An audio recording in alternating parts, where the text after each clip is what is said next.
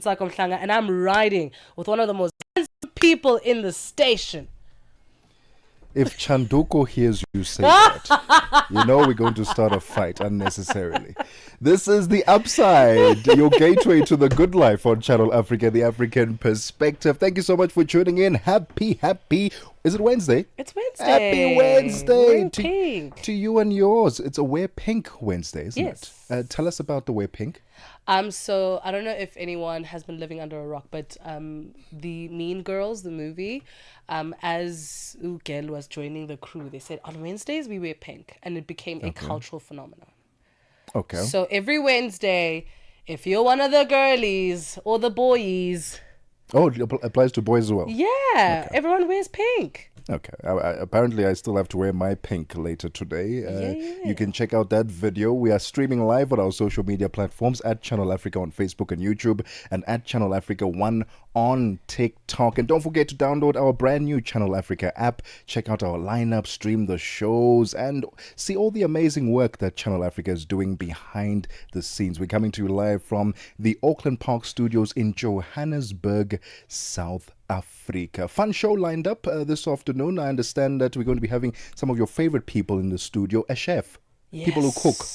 A self-taught chef. She taught herself how to cook at home, and she's also going to be joining us in studio with some amazing food, guys. Please, when you come in here, you feed the people. If you want to have a great conversation, it's the most African thing about us, is the fact that you don't walk into a home empty-handed, and even that home itself, it must smell of a curry and a goosey, a jollof rice, you know? Even the one from Ghana. But we're going to be joined by Desi's Cuisine and Catering all the way from Guruman. She's going to be giving us a taste of some of the food that she has prepared, and how she kind of got into the industry of being a self-taught cook. And, as someone who cooks myself, I really enjoy it. I don't see it as a chore at all. I love it. Recently learned how to make focaccia, which was awesome. Focaccia, yes. It's like an Italian bread, yeah. Oh. Yeah. I can see it. All right. Okay. How do you make it? So it's put the liquids first, the yeast, the olive oil, honey, salt and water. Whisk it all together. Then you put some flour, and then you mix it together. It must be very sticky. Okay. Right? The consistency must be sticky. Then you leave it for 15 minutes. You do a lift and fold 8 times. Put it away for 15 minutes. Put another lift and fold, and then you put it away for another hour, an hour and a half. You put it on parchment paper, olive oil, and then you dimple it, put it for another hour, and then you put it in the oven for 24 minutes at 220 degrees Celsius. You made this very recently, didn't you? On Saturday. Yeah, I can hear it. And then later on, we'll be getting into conversation with the organizers of the Summer Festival of Racing, which will be taking place in Cape Town from November to February next year. If you're a motorsport fan, this conversation is absolutely for you. And as always, what caught your eye? Quite a few things caught my eye. And one of those things that I'm going to be talking about is sending a shout out to the captain of the South African men's cricket team. Yes, the Brats. Themba Bavuma. Beautiful man. I'll tell you the story later. What a story it is indeed. What a man he is indeed. It is 10 minutes after 1 p.m. Central African time. My name is Ntsako Mhlanga, and I'm with Tebogo Lekhuleni, who is going to be riding with you until 4 p.m. Central African time right here on The Upside. Welcome to the show. Africa, voici Abedi. Oui, c'est moi. Abedi est un passionné de musique dans l'âme. Il a un goût pour toutes sortes de musique et passe ses journées à écouter Channel Africa. J'aime beaucoup la musique africaine. Ok. Devinez quoi? Channel Africa veut aider Abedi et les mélomanes du monde entier à découvrir encore plus de musique incroyable. C'est pourquoi Channel Africa appelle les artistes africains à soumettre leur musique. Chers artistes, n'oubliez pas de nous fournir toutes vos informations pertinentes à l'email adresse musique@channelafrica.co.za. Les soumissions sont votre chance d'être entendues, mais elles ne garantissent pas une playlist. Toutes les soumissions seront soigneusement examinées pour voir si elles répondent aux exigences de notre station. Channel Africa, la perspective africaine. Africa at Play with Neto and ETO Chemane. I've witnessed something fresh, something exciting, and something very inspirational from the president of the country, William Ruto. Whenever athletes are performing to their best level, he always comes on board to reward those athletes, be it football, be it athletics, and not leaving it up to the sport ministry. The president realizes that sports is a business, and for that reason, he also reduces the number of people who are jobless, because sports now is such a serious business, and for that reason, commercialization of sports is a major way of improving or increasing employment opportunities for the young people, and that is why the president has been very persistent in trying as much as possible to inspire more sports personalities to reduce the baggage of the people who are struggling to get job opportunities in the country among the young people. Francis FM Mutegi, our correspondent from East Africa in Nairobi, Kenya. Live every Saturday and Sunday from 2 to 5 p.m. Central African Time. The Upside, 1 to 4 p.m. Central African Time. With Tebogo Lekhuleni and Ntsako only on Channel Africa, the African perspective.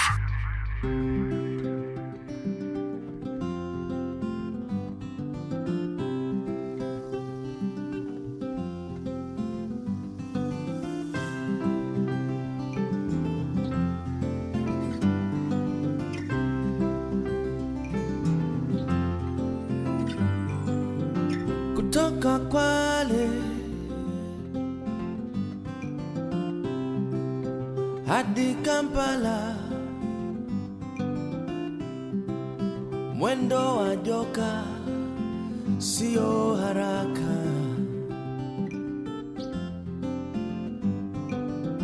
Kutoka Kisumu hadi Kisauni, joka linanyonya nyinyi wahuni. Yeah, yeah, yeah. Linatamba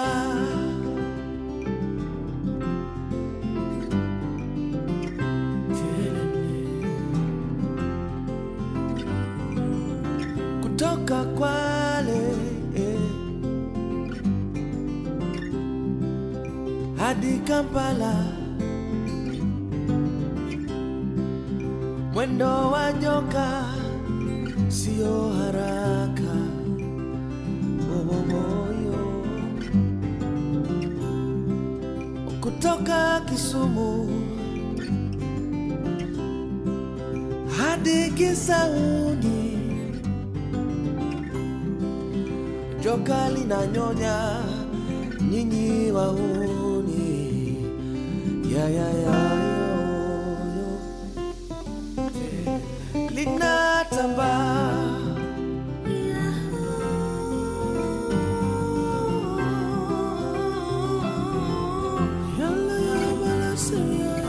linatamba ile gari la moshi, linasafisha rizabu, linakausha ardhi, linawabwaga wahuni.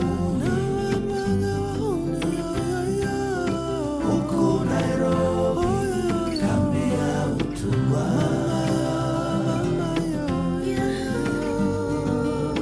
kutoka Kwale hadi Kampala, mwendo wa joka sio haraka. Kutoka Kisumu hadi Kisauni, huku Nairobi kambi ya utumwa.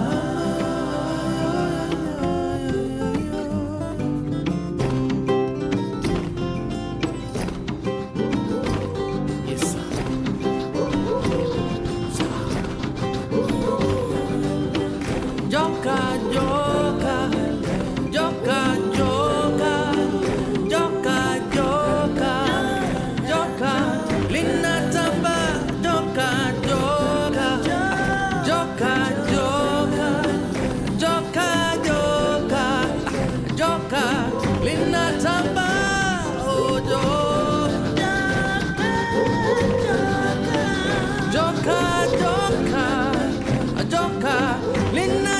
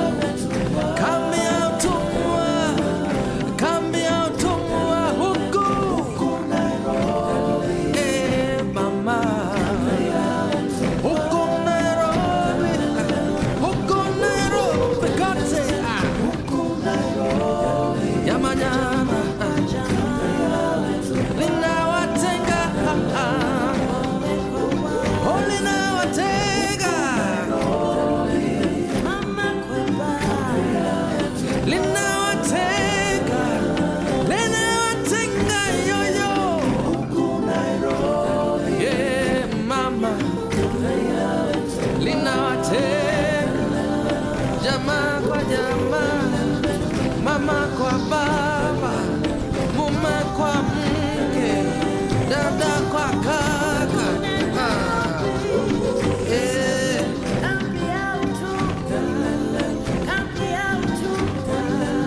Huku Nairobi.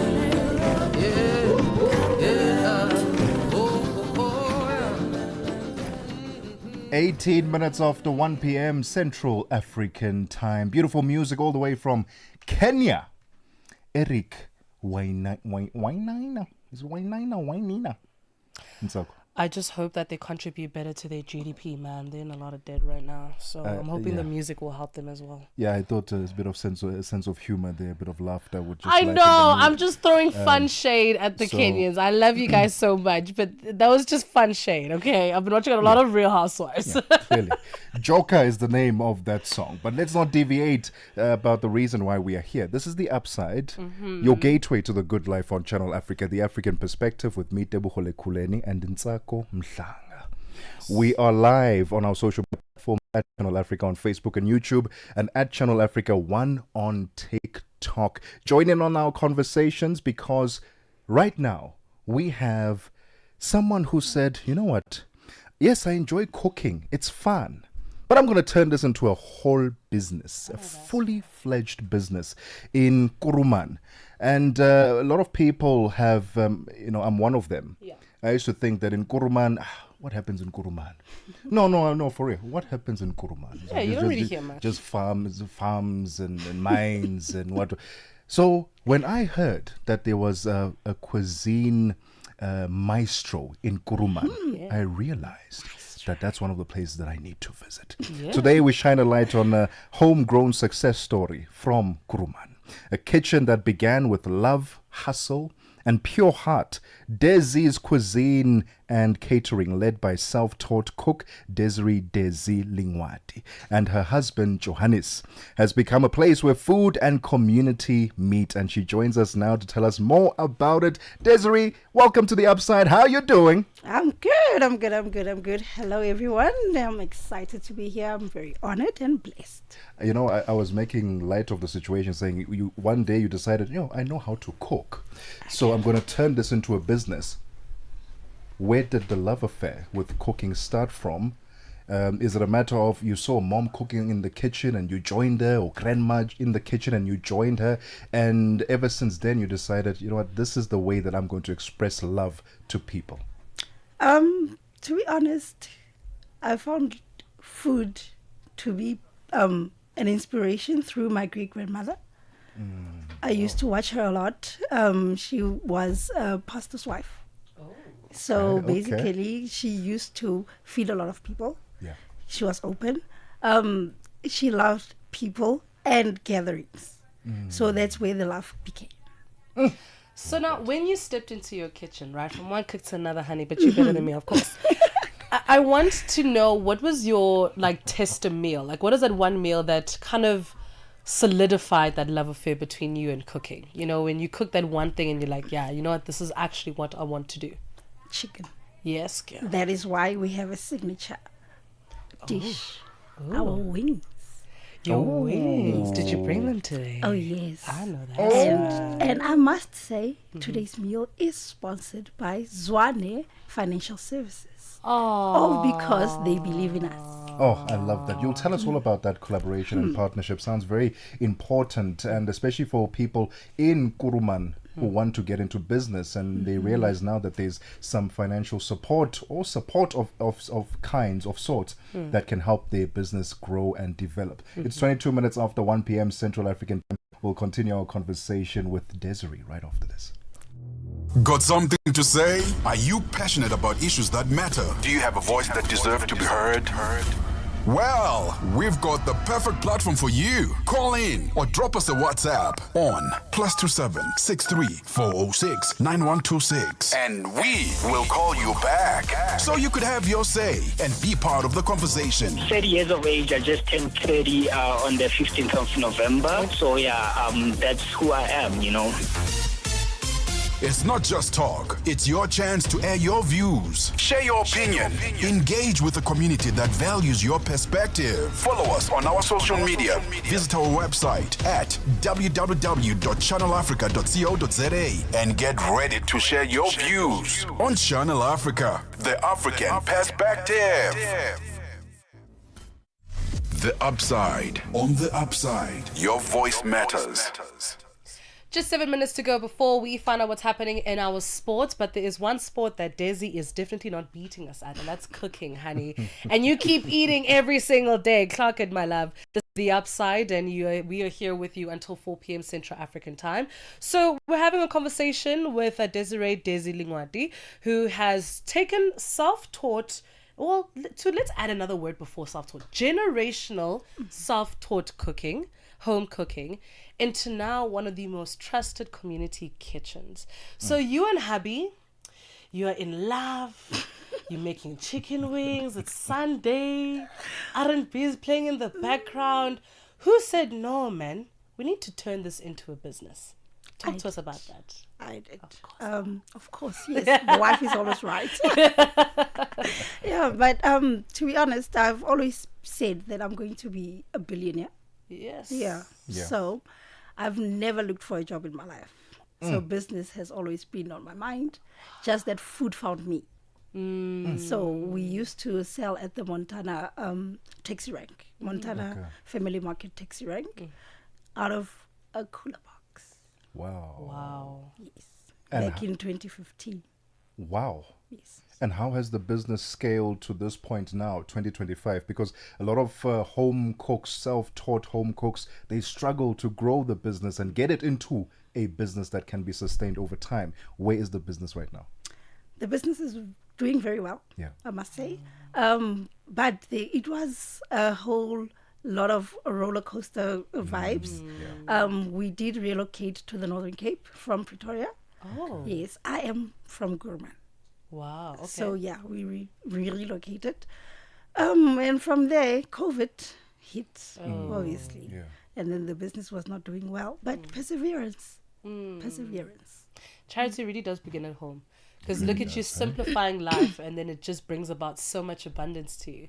So talk to us a little bit about that, because what really makes your community kitchen and your business it? You know, I feel like with a lot of the catering companies, they focus more on the food. But because this one was kind of born from love and a generational love of cooking, what would you say makes your business the warm environment that people continuously want to go into? We don't repeat our meals. Okay. We don't repeat. We don't repeat our meals. Whoa. We have a track record of our clients, our customers. Okay. So we don't repeat the meals that we give you. Wait. We take you on a journey. Yeah, I also got some questions. I got some questions. Me too. Because, okay, let's start with the chicken. Because I know with the chicken you can do a lot. Yeah, of course. Talk to us about some of the creations that you have made using chicken that obviously you're not going to repeat. Because I'm struggling to see how many times you would have turned chicken wings into a different wing, and then half a wing, and then a winglet. But tell us all the creations that you were able to make, and let's use chicken as an example because you specialize in it. Chickpea curry with chicken. Chickpea curry with chicken. Okay, I'm writing all these down, by the way. Shredded, pounded chicken. Oh. So chotlo chicken. Okay, yes. It's one lasagna. Lunch boxes. We specialize in those. Okay. You know, some husbands, guys, like you actually just some husbands are so lucky. No, he's very lucky. He gets to taste all this right before and approve all the menus. Not all of them. Sometimes you know better, obviously. Yeah, obviously. So what does that look like logistically, right? Because I'm thinking from a business perspective, these are different types of chickens you're talking about. Because I know with the shredded chicken, you usually use the chicken breast, maybe the thighs. With the chicken wings, of course, you can't use a thigh for a wing. So logistically, what does that look like in your business? How do you plan for the average week in your business? We take orders. We only work with orders. Okay. So that way it's scalable. Yeah. Okay. Yeah, we are able to do more Yeah. and less if we can make the capacity. Yeah. So there's no wastage. No, in other no, words. we went through those stages. Yeah. And we had Learned your lesson. Yeah, we learned our lesson. Yeah. Talk to us about the involvement of local suppliers, because I would imagine Kuruman, tiny community. Everyone knows everyone. Are you getting your produce from farmers, your veggies from farmers, your chickens from? Where are you sourcing all these ingredients? Most of the time, woolies, Okay. and local farmers. Yeah. The ones that are actually close to us, because we are based in town. So that's where we source our ingredients, and sometimes online. Oh wow! I love online. Same. I hate lines. Listen, no, we hate lines, but we love online. You know? We like being on the line, not in the line. No. So let's when you get to a point of scaling within a business, right? There are certain decisions you have to make. You have to look at whether you're going to partner with people or you're going to look for investment in order to grow your business. Where are you currently? Because you did mention someone's financial services, but we want to understand what gets you to that point as a business to say, listen, I think we do need a little bit of a boost to get us to where we need to be. And maybe there's other people out there that just want to fall in love and say, you know what, here's an investment for your business. We're busy with a skills development center. So yes, we are transferring our skills to the next generation. It's not only about us, it's about leaving legacies. It's about helping the community grow, making our own economy. Is it food and bev SETA or services SETA? Sorry? Which Food and bev. Food and bev, yes. I know they're very, Okay. very supportive in their Yes. work. This is amazing. I am love it. looking forward to indulging. You Yes. brought plates and bowls for days, so I am looking forward to it. Yeah, before we take a breather, yeah. where can people follow you on social media? If they wanted to place an order and start seeing the work that you're doing, where can they find you? On my dial, you can get me on 081 402 3137. Facebook, Desi's Cuisine and Catering, Desiree Otlo. And then on TikTok, Desiree Tlo 04. On Instagram, desi.dt. All right. And they must not forget, we also make homemade health shots. Oh, You glow like we're going to hear all about that after this. We're going to take a quick breather, get the latest in sports with Musibudi Makura. Musibudi, we have to agree. I think we've spoke about Usia Kolisi, 100 tests, being the greatest Springbok captain ever. Themba Bavuma has to feature on that list now. Does he not? Sports on Channel Africa. The African perspective. Thank you so much, Tebogo. Very good afternoon from the Sports Desk. Indeed, he has to feature on that list. And I think we need to refer to him now as Lord Themba Bavuma, the first Proteas captain, essentially, Tebogo, who won the ICC Test Championship for South Africa, and now making history. The first captain in 25 years winning a Test match out in India. It's quite incredible what the Proteas, as well as Shukri Conrad, Themba Bavuma, have been able to accomplish in this Test series against India. And of course, this is something they'll remember for a very, very long time to come. And of course, the Proteas will be wanting as well to defend the World Test Championship in the next 2 years. But we'll start with the story before we go to the Proteas. Helman Mkalele, the assistant coach of the South African men's senior football team, says enrolling for a CAF A license course in Lesotho this month was non-negotiable. He has faced growing scrutiny over his lack of formal qualifications for a coach at his level, and criticism that has even come from the head coach himself, Hugo Bruce. Speaking in Maseru ahead of the workshop, Mkalele stressed the importance of upskilling himself and also ensuring he meets the required standards before next month's Africa Cup of Nations tournament. I would like to first thank LIFA, the Lesotho Football Association, for creating an opportunity for me to be part of the student, because it's not an easy thing especially for a foreign coach to come and be provided with an opportunity to gain knowledge. Because as I'm here as a coach, it is important that, number one, you have the necessary skills and knowledge on how to develop players. Mkhelele also insists that the paperwork is secondary and what truly matters is improving his understanding of the game. For me, as a coach, I've also been working at a national team at a senior level. So it is important that I have the right qualification. So I am here to get the qualification, of which is not the main objective. The main objective is to acquire knowledge and skill that I can apply in developing football. Further afield now, Cristiano Ronaldo will be able to play for Portugal in their opening game at next year's World Cup finals despite his red card against the Republic of Ireland. Ronaldo, 40 years of age, was sent off for an elbow at Dara O'Shea back during Portugal's 2-0 qualifying defeat earlier on this month. Now, violent conduct normally carries a 3-match ban, but Ronaldo has had his second and third matches suspended for the year.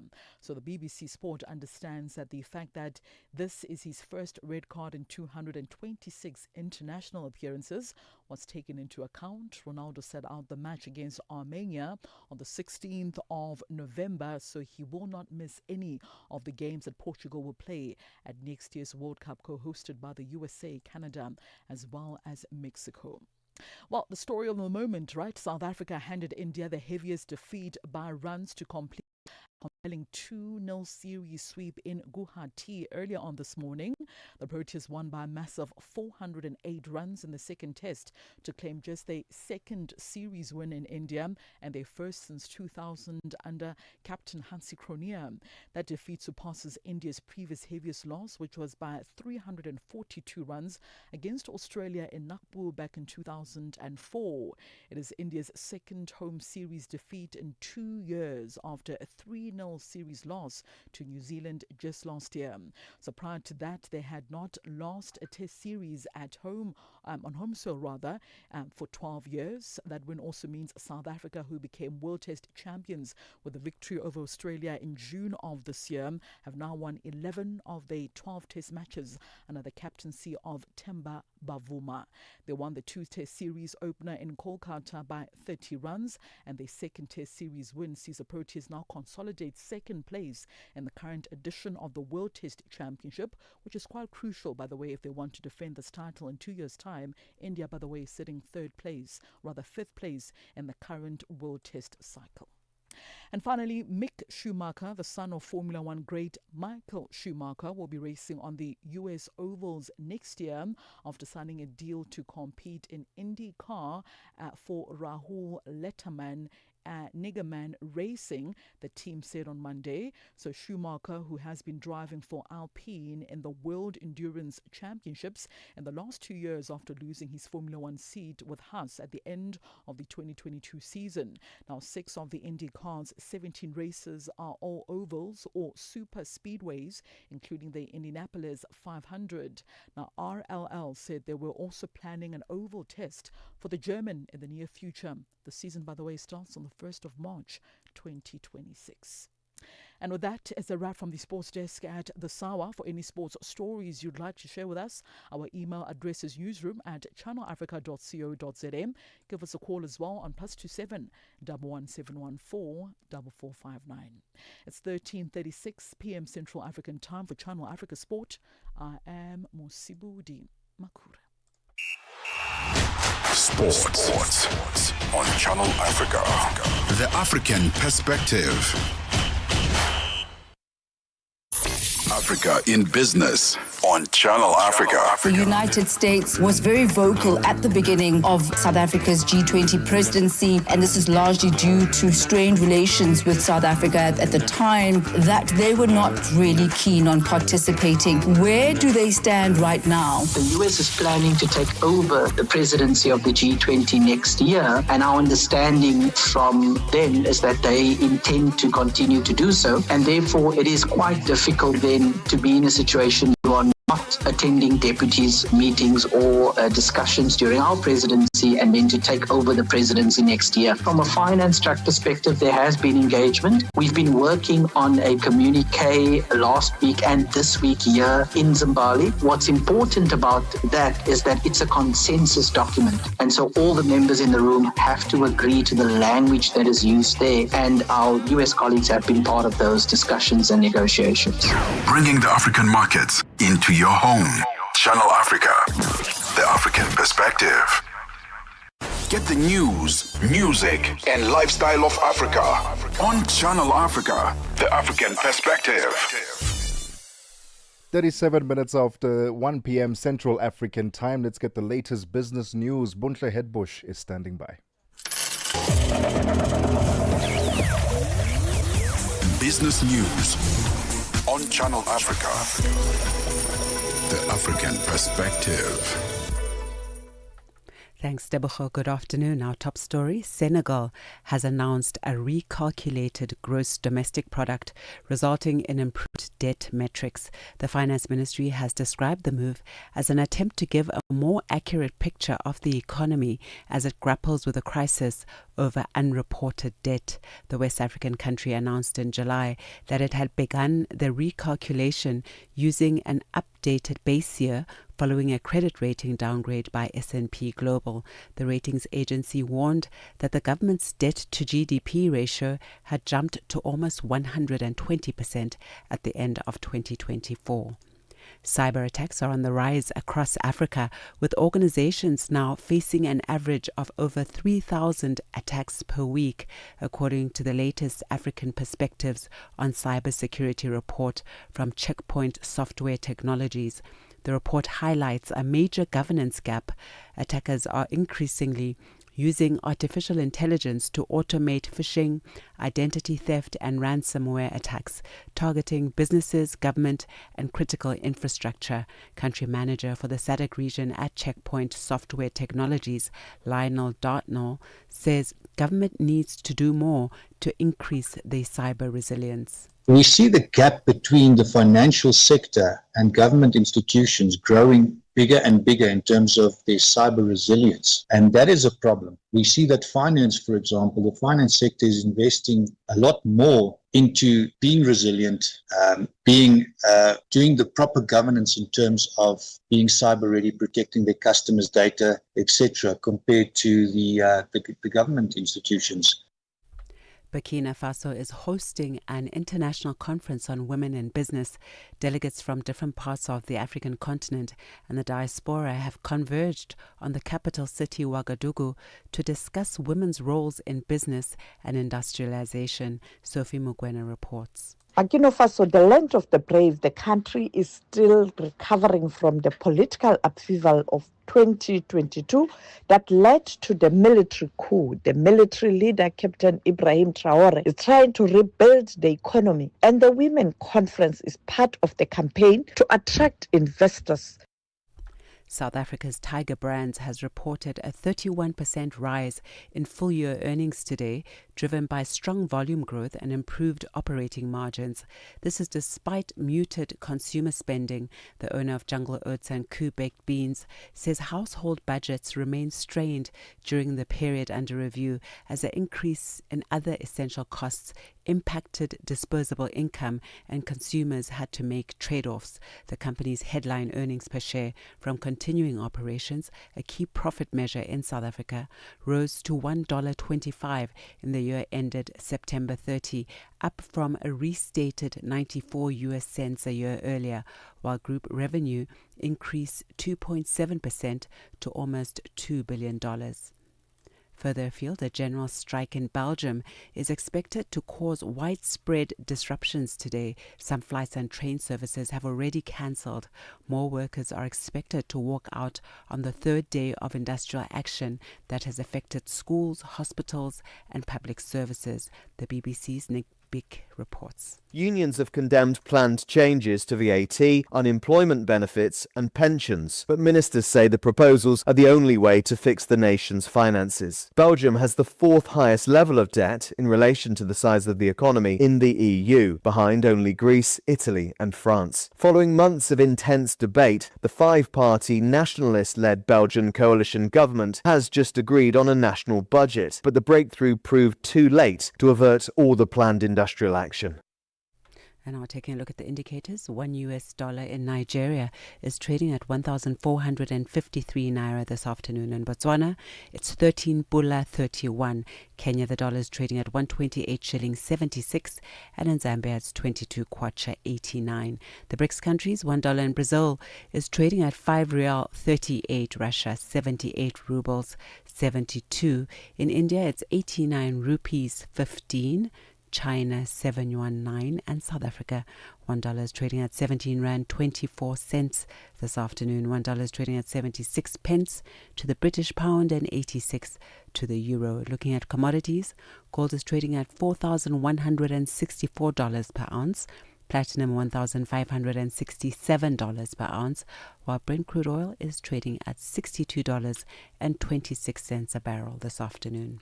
And that's the business news. For any business stories you'd like to share with us, please send an email to newsroom@channelafrica.co.za or give us a call on +2711 714 4459. For Channel Africa Business, I am Bontle Hetbush. Business News on Channel Africa. The African Perspective. Your afternoons just got even better. Fresh and exciting. The Upside, hooking you up with today's news from an African perspective. 43 minutes after 1 p.m. Central African Time. Welcome back to The Upside, your gateway to the good life on Channel Africa, The African Perspective, with me, Tebogo, Lekhuleni, and Ntsako, Mhlanga. We are coming to you live from the Auckland Park Studios in Johannesburg, South Africa. Join us live on our social media platforms at Channel Africa on Facebook and YouTube, and at Channel Africa 1 on TikTok. We are about to continue our conversation with self-taught chef. I don't know, do we say self-taught chef or self-taught cook? Actually, we should be asking you. I mean, what would you prefer to be called? So I know that people are quite pedantic about it. It's that's like why I asked. when you call a law graduate without their articles a lawyer. They're like, no, don't call me that. Yeah, but I mean, there's certain accolades that I feel like would qualify calling you a chef. You've entered a different competition. You're talking to us about the competition you entered in Pretoria. Please talk to us about that. I did in 2023. I entered the National International Hotel School competition with Kenwood. Yes. And you got into the top 10 I know that's right. of the Pretoria campus. I know that's right, Queen. That's quite an accolade. We're currently in conversation with Desi's Cuisines and Catering from Kuruman. Yes. And she's here to tell us all about her amazing business. And earlier we got to understand where the love and the passion came from for cooking and how she went on to grow her business. The important test is the food test. I think so too. And you know, I was hearing Nombusela saying that we have the best taste buds in the studio. So is that what she said? Yes. She said that, you know, it's important to kind of put the food in our mouths to just make sure that what they're eating in Kuruman is safe for everyone to consume. Yes. I don't think you should have said it like that. She's been in business for many years. Hey, okay. Right. But we are going to taste it, we're going to enjoy it, and we're going to have their signature chicken wings. But please walk us through that platter that you have there. What have you created for us? You've got a short rib. You've got a garden salad with a twist. Again, yesterday they also had one with a twist. What's the twist? The ingredients and love. Yes, honey, we made need a with lot love. more of that. You've got a fruit platter side to it. You've got roasted sweet potatoes and our signature. Okay, all right. And I see that. And you have fried rice. Fried rice. You know, I've struggled to make fried rice myself personally. So if you don't mind giving a crash course on how to make the perfect fried rice. Since we don't make it the same every time. Remember that. She doesn't make it the same this way. is another recipe. Yeah. Okay. What was different about this one? What's different? It's what's inside. Okay, tell us, please. I'm writing it down. Spill the tea, No. Even if Even someone were to, and here's the thing, hey, businesswoman to businesswoman, right? I was always terrified of that, of giving people kind of the secret sauce. Baby, you are the secret sauce. Yes. I'm telling you that for free. You being Desiree Lingwati is the secret sauce.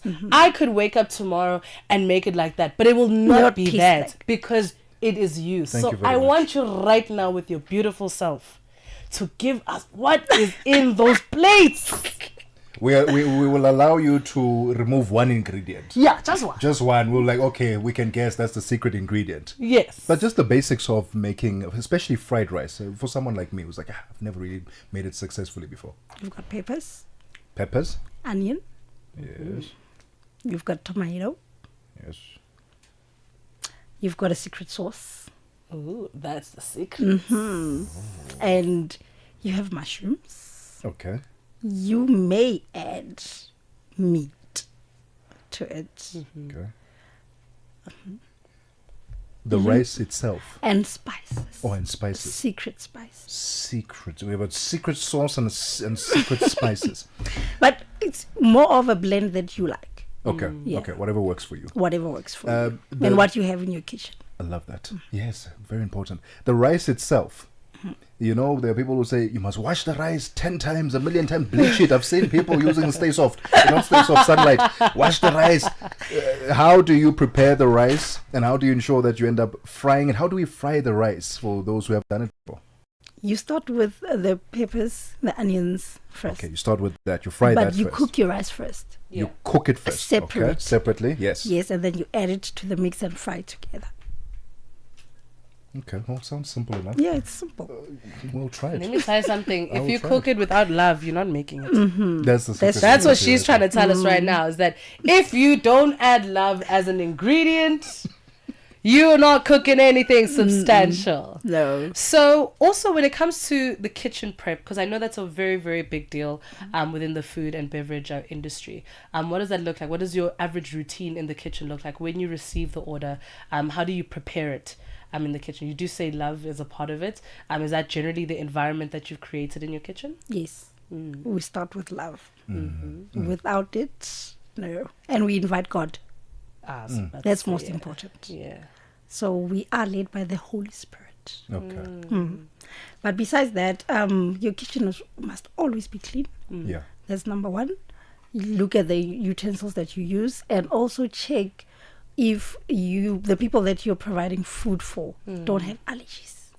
Oh, very important. Yes. Very important. It's now 10 minutes before 2 p.m. Central African time. We're going to take a quick nibble of Desi's cuisine there. All right? Yours we is have to, quick. No, we have to try a quick. I need privacy. You need privacy? Yeah. All right, I'm going to give you like a minute. About a minute. Let's take a quick breather. We'll be back with Desiree Lingwati as she walks us through all the special ingredients and flavors that she brings to Desi's cuisine and catering in Kuruman. Ukatili wa kijinsia unaharibu maisha na kutenga jamii. Hutokea nyumbani, shuleni, kazini na mara nyingi kwa ukimya. Lakini hauwezi kuendelea. Ukiona, ongea. Ikiwa unaumia, funguka, kwa sababu kutofanya lolote sio chaguo. Sikiliza vituo vyote 19 vya redio kuanzia Jumatano ya tarehe 23 Julai kwenye mijadala, ushauri, tamthilia, maonyesho ya elimu na mahojiano na wataalamu, manusura, watunga sheria na nchi nzima iliyoathirika na ukatili wa kijinsia kwenye vituo vyako pendwa vya redio. Piga simu 0800 428 ili kuripoti unyanyasaji au kupata msaada. GBV ikomeshwe na wewe. Ujumbe huu umeletwa kwenu na shirika la SABC. The Upside, taking the African perspective to fresh levels.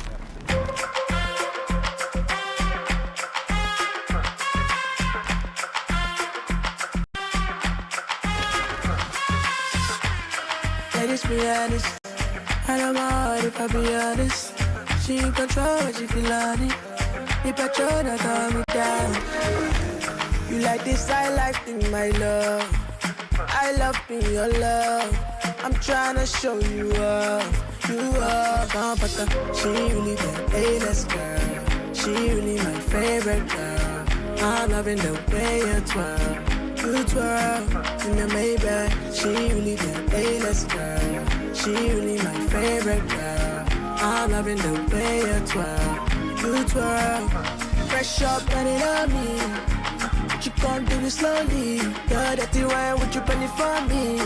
Take a picture in the shot sleeve. I had a feeling one of these days you'll be there, reason I stay. When you ain't girl, you make me say, ooh, I thought. Crazy, yes, crazy, crazy. You are me, girl, you're me. Girl, you're sweet, chocolate, one bite. They say I love. To make a man fight. So that girl hold up. Who better than bring up my own? My girl fine like it at a bang. I like the way she boogie down. Give me booty bounce, make her elevator finance. Keep pushing and pressure. Give her that girl nature, sharp like saber. My girl so fine. Give me that one. I like the way you twirl. You twirl in the Maybach. She really the A-list girl. She really my favorite girl. I'm loving the way you twirl. You twirl. Fresh up and it on me. You can't do it slowly. You're dirty wine, would you pen it for me? Take a picture in the shot sleeve. I had a feeling one of these days you'll be there, reason I stay. When you ain't girl, you make me say, ooh, I thought. Yeah, you're pretty, my girl. Turn up the night, turn up the dance floor. And she's riding motorcycle. You know you got to kick in my drum. Ooh, I go do anything when consign my charges. Yeah, I go do anything when consign my charges. I wanna go there, take me there. I wanna go there. Where the black girl, don't take it from me. She really the A-list girl. She really my favorite girl. I'm loving the way you twirl. You twirl in the Maybach. She really the A-list girl. She really my favorite girl. I'm loving the way you twirl. You twirl. 13:55 Central African time, just 5 minutes before we head to the top of the hour. But it's definitely called The Upside for a reason here on Channel Africa, because we are having some good food. What a good week for me to stand in for Ntsako, right? Love my girl, but damn, girl, I chose a good week. Listen, we've been eating quite a bit this week. Yesterday we had a fun day out at Gold Reef City. Yes, with did. our year-end function. We ate to our heart's content. Today we carry on eating. Yes. And this is a home-cooked meal by Desiree Lingwati of Desi's Cuisine and Catering in Kuruman. Just walk us through again what you've prepared for us. We now have it in front of us for those who just joined us. What is on our plate? A variety of fruit. Mm-hmm. Yes. A garden salad with a twist. Mm-hmm. Fried rice. Signature wings. Sweet potato. And short rib. Well, you know we have to go for those signature. I was about to say. Yeah, we have to go for those start. signature. Start with those ones. Yeah, we'll start there. Let's see how it goes. Oh, sure. Mm-hmm. We apologize if you haven't had your lunch yet. Now you're salivating because of us. But let us tell you what is happening in our mouths. Wrap it up. Oh, come on now. Wrap it up. Oh, signature. Mm-hmm. I'm putting you on supervision. What has happened in this signature? What did you do that's different from any other chicken wing? It tastes amazing. Mm-hmm. I can't really say, hey, it's this and this that. and that. Tell us, can you share a little bit of what's happening here in this signature chicken wing that we eat? Sweet, tangy. I'm getting the time. It's citrusy. I'm really enjoying the time. And it is not dry. I've had so many chicken wings that are so dry. This is nice and moist. No, I want to pair it now with the sweet potato. Okay. I'm going to give Tebogo some time. I think he's falling in love with... He's having his own love affair with the chicken wing right now, so... Let's go into a sweet potato. All right. Ooh. Ooh. I feel like one of those TikTokers who just goes around reviewing food. And all you hear, just them chewing and eating and making weird sounds. ASMR. ASMR. This is delicious. It looks like seasoning, obviously, on the some pepper. Yes. This is There's some aromatic spice going on. Oh my. And I'm not the biggest vegetable eater personally. Okay, I will admit that. But this, Desiree, is delicious. Okay. Let me move on quickly. Well, the seasoning here is just insane. Like, I'm in the moment right now. Like, I'm quiet. I'm quiet. Do you know what? It's cooked to perfection. I was praising the chicken wing. Now the sweet potato. Let's get into the short rib. Anything special about the short rib? It's the seasoning. Seasoning? Wrap it up. Wrap it up, bro. Do you believe in polygamy? No. I would like to be your wife. I want to be your wife. Because if you cook like this. Okay. All right. I need privacy. Because we're about to run out of time. Desiree, just one last reminder of where people can find you on social media, request your services. Do you only cook for the Kuruman area, or do you go into other areas as well? We do go into other areas. Okay, where can they find you? TikTok, Desiree Clo 04. Facebook, Daisy's Cuisine and Catering. Desiree Clo on Facebook. WhatsApp calls 081 402 3137. Instagram daisy.dt. Ladies and gentlemen, Desiree Lingwati of Daisy's Catering and Catering, Cuisine and Catering in Kuruman. Check out on the socials. Get in touch with her. Let her cater for your event, your special occasion. She's got them special chicken wings. They are to die for. Moist, tender, perfectly cooked, perfectly seasoned, delicious. It's 2 p.m. Central African time. Let's get the latest news with Onel Ntsako, who's probably jealous now because she's not eating. So. SABC News. The African perspective. Well, I am quite envious, I don't want to lie. Anyway, looking at your top stories, a large number of supporters, officials from Uganda's main opposition party have been detained, and the death toll from a Marburg virus outbreak in Ethiopia rises. Your latest news, greetings to our listeners. More than 300 supporters and officials from Uganda's main opposition party have been detained since election campaigning began last month. This is according to the National Unity Platform.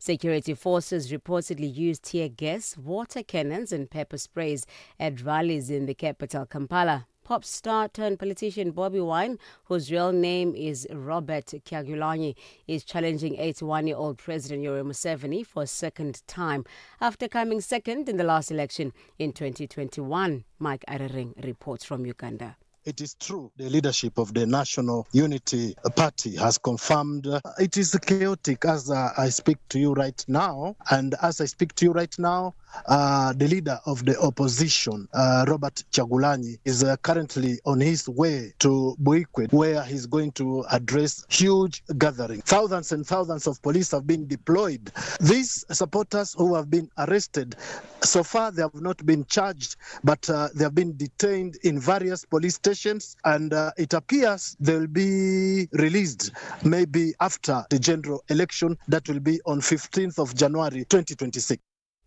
The founder and executive director of Peace Builders Without Borders, Dr. Charles Nkonge, says Russia's offer to support Nigeria's effort against terrorism should be viewed with caution and strategic realism. Mass abductions for ransoms, especially in northern Nigeria, have become disgracingly routine, with armed groups targeting schools, villages and highways. Human rights groups have said the frequency of these attacks reflect deep failure in protection, accountability and justice.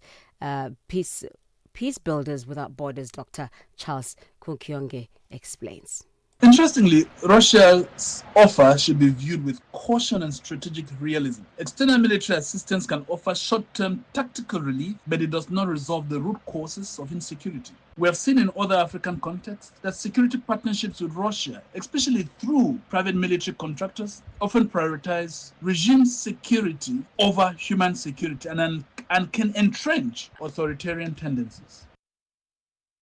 South Africa's ad hoc committee investigating allegations of criminal infiltration, corruption and political interference in the justice system has had to take a short break as the current witness consults with his lawyers over questions that he believes will incriminate him if he answers. Businessman and alleged criminal cartel kingpin Vusumuzi Mhlanga is giving evidence before the ad hoc committee probing concerns around national security, sitting at the Kgosimampuru Correctional Services facility in the Gauteng province. He is one of the key witnesses in the allegations made by the KwaZulu-Natal Province Police Commissioner, Lieutenant General Nhlanhla Mkhwanazi, of criminal infiltration, corruption, political interference in the justice system. Here's the interaction between Mhlanga and the chairperson of the committee, Soviet Lekhuleni. The oath is part of the immunities that you enjoy here, cannot be used against you anywhere outside these proceedings. Okay, can I answer to that? You are welcome to say anything. They cannot be used against me by who? Because if you say they cannot be used against me by the committee, that I understand. But if someone is investigating me and there's something that I'm saying now which can incriminate me, obviously they will use it against me. Yeah, what we have read from you here comes from what we call a national legislation. The death toll from a Marburg virus outbreak in Ethiopia has now risen to 6.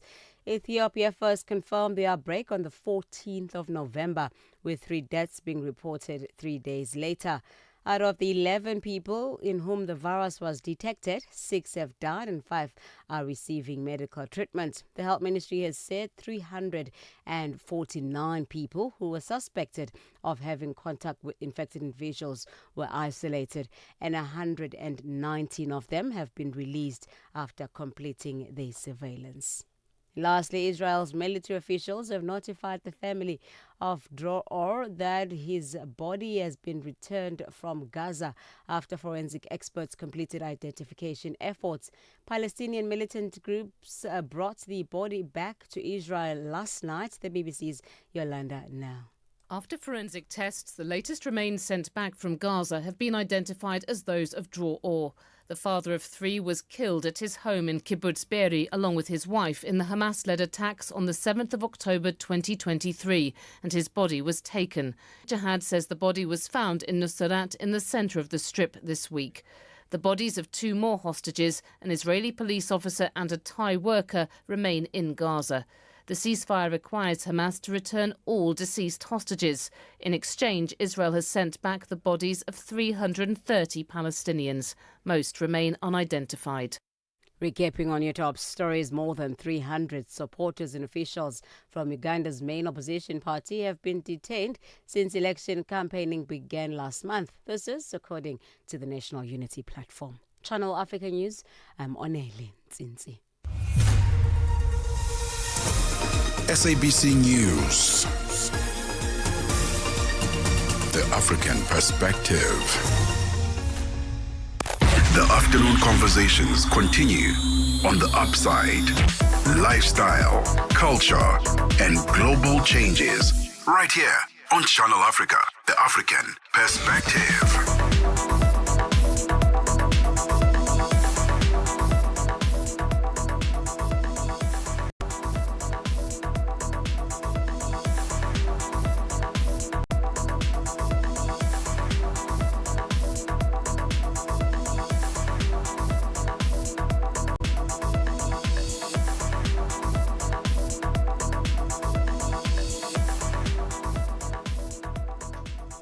7 minutes after 2 p.m. Central African Time. Welcome to the second hour. Tebogo calls it the golden hour of the upside this afternoon right here on Channel Africa. Thank you for choosing an African way to usher in your afternoon. We're having a lovely day so far, a lovely show. We just had Desiree Lingwati, but also who's the founder of Desi's Catering and Cuisine, and it is amazing. We're losing our minds. We're trying to eat as quickly as possible, guys, but it's also very, very hard. And I don't know if today is a very foodie day, but we're going to get into quite a lovely conversation. The Streetwise Academy marked an important milestone this year as a KFC Africa celebrated the graduation of 45 team members who earned nationally recognized qualifications. Yes. Yes. I didn't prepare you for that. Yes. And it's 8 minutes of 2 p.m. Central African Time. You can join us live on our social media platforms for that conversation, to check out our lovely studio, see the amazing food, that delicious food that we're eating, and see the amazing guests that we have on social media. It's at Channel Africa on Facebook and YouTube, and at Channel Africa 1 on TikTok. And please don't forget to download our brand new Channel Africa app so you can take us with you wherever you go. That conversation with the KFC Streetwise Academy is coming up next. Darubini ya Afrika na I am Henry Shakif. Deogratus Bwire, wewe kama mkurugenzi wa shirika la kutetea haki za binadamu kutoka kule Dar es Salaam, Tanzania. Maandamano yameendelea kwa siku ya pili. Nini kinaendelea? Kwanza mimi ningependa tusiliweke kama wafuasi wa upinzani. Kwa sababu kiukweli mimi nilipata kidogo kushuhudia watu waliokuwa wanapita barabarani hawakuwa kwa namna yoyote ile wamebeba bendera ya chama chochote cha upinzani. Umezungumzia swala zima vitu ambavyo havijakaa sawa vinapaswa kurekebishwa. Vitu hivyo ni nini? Hiyo vitu ambavyo havijakaa sawa tayari nimeshavisema huko. Najua kumekuwepo na mtiririko wa matukio mengi sana. Watu ambao wanakuwa wanapinga masuala kadha wa kadha ambayo yanaonekana kufanywa na vyombo vya dola kwenye mitandao au hata pia nje, wamekuwa wakichukuliwa hatua. Darubini ya Afrika kila Jumatatu hadi Ijumaa kuanzia saa 11 kamili hadi saa 12 kamili jioni majira ya Afrika ya Kati. The Upside, taking the African perspective to fresh levels.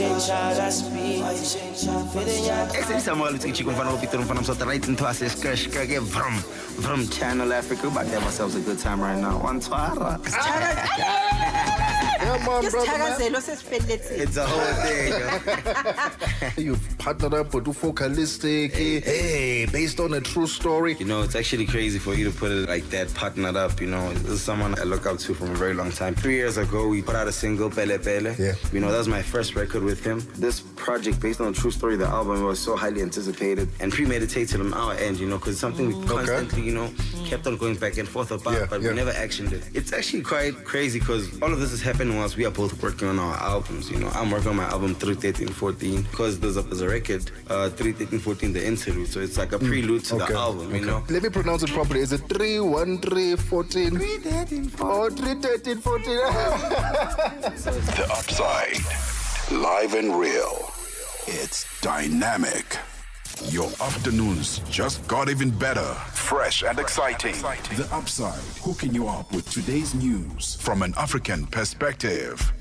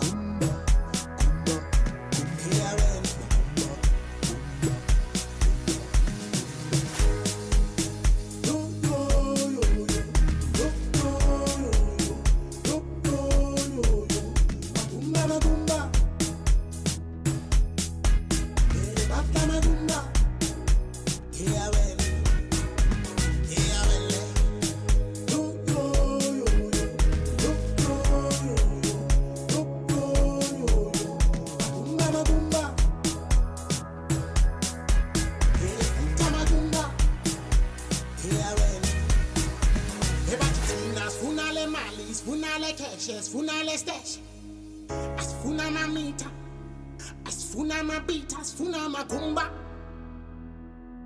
sonke, asfuna magumba, eyawele, ebatitina, asfuna le mali, asfuna le cash, asfuna le stash, asfuna mamita, asfuna mabita, asfuna magumba, sonke, asfuna magumba, eyawele.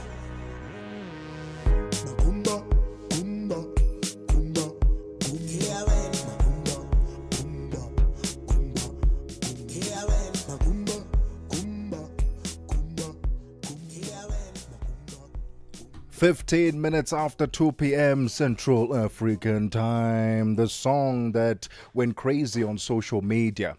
With that cool little dance going on there. There was even a dance for it. Yeah. The Magumba dance. Yes. KDA on that with PKMZ and Keita. Are we officially going to announce this as the Upside song, Magumba? Oh, amazing. Why? Is it because we are millionaires already, or? Of course, we are Magumbas. I think that's just, it's self-explanatory. This is The Upside, your gateway to the good life on Channel Africa, the African perspective with Tebogo, Lekhuleni and Ntsako Mhlanga. We're coming to you live from the Auckland Park studios in Johannesburg, South Africa. Happy Wednesday to you and yours. Thank you so much for tuning in. Join us on our social media platforms at Channel Africa on Facebook and YouTube and at Channel Africa 1 on TikTok. An interesting conversation that we're about to have. I didn't know that KFC had a Streetwise Academy. Listen, I only know about the Streetwise 2 that's held me down during varsity. No, same here. I was only aware of that baddie. And I'm actually quite happy to see the investment that they've made into education, because I've been adding hope. When they ask you, do you want to add 2 rand? How much hope do you think you've added in your lifetime? Hey. Ntsako, don't start this debate. This 2 rand debate, but you know what? Let's be positive. Of course. And let's be kind. Of course. Right? Quite a few 2 rands. I think every single time I go to a KFC and they ask, do you want 2 rand donation? Yeah, just add. And you never really know where it's going. Yeah. I am a marketer's best customer, because I don't know how to say no. I am a golden retriever. I'm so serious. You can ask Nombi Seller. She's known me for years. I struggle with saying no to people who market things, because I just think, oh, it's your business and I just want to help the world. And for me, the world is like this big marshmallow. So I say yes to everything. So whenever they ask me to add hope, I say yes. Look, it could go anywhere. I just have to trust KFC that it's going to the right place. All right. Well, today we celebrate a powerful story about opportunity, education, and upward mobility in South Africa. KFC Africa's Streetwise Academy has marked a major milestone, graduating 45 team members with nationally recognized qualifications. Hosted at the University of Johannesburg, the ceremony was more than a corporate event. It was a reminder that many young people simply need access, mentorship, and a fair chance to rise.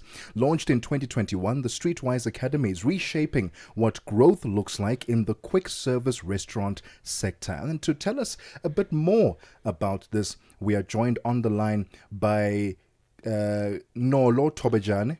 She is the Chief People, Culture and Purpose Officer at KFC Africa. Nolo, thank you so much for your time. Welcome to The Upside. Please tell us what the Streetwise Academy is all about for some of us who are hearing about it for the very first time. Thank you. And thank you for welcoming me. For those who does not know, the Streetwise Academy was created to develop skills aligned to formal education, and I think more so to future-proof our workforce with the new age leadership roles, which is a gap that we identified, and it fits potential. That's what it does, by turning every role at KFC Africa into a real career opportunity. That's what it's all about. And since 2021, you guys have 202 graduates. I know that sometimes numbers mislead us and make us feel like we did not do a lot. Imagine if 202 people were in your room right now. Wouldn't you be overwhelmed? Yeah.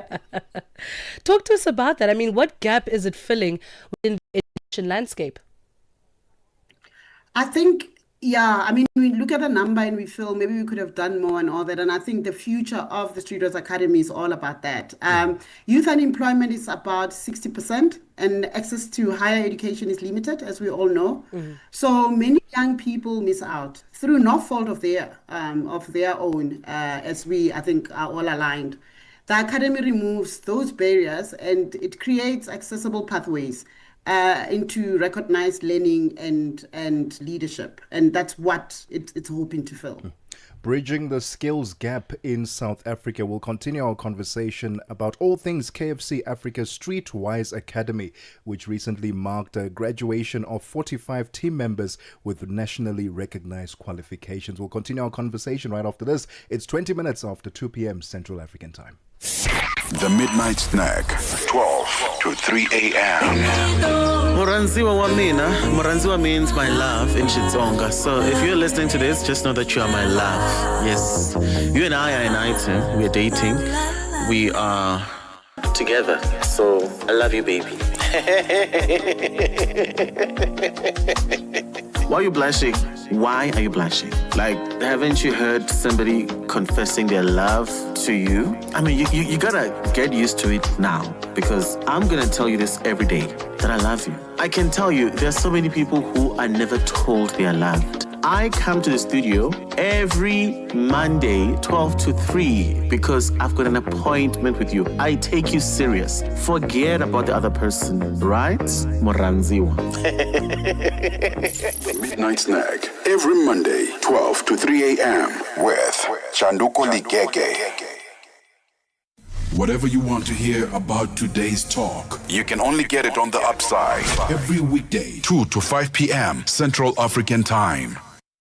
21 minutes after 2 p.m. Central African Time. Let's continue our conversation with Nolo Tobejane about KFC Africa, their Streetwise Academy, which recently graduated 45 team members with nationally recognized qualifications. They are bridging the skills gap in South Africa. And Nolo, let's continue our conversation. And I guess for me, it's asking, how does the academy, or even indeed KFC, identify team members with leadership potential or even a desire to study further and get into leadership roles?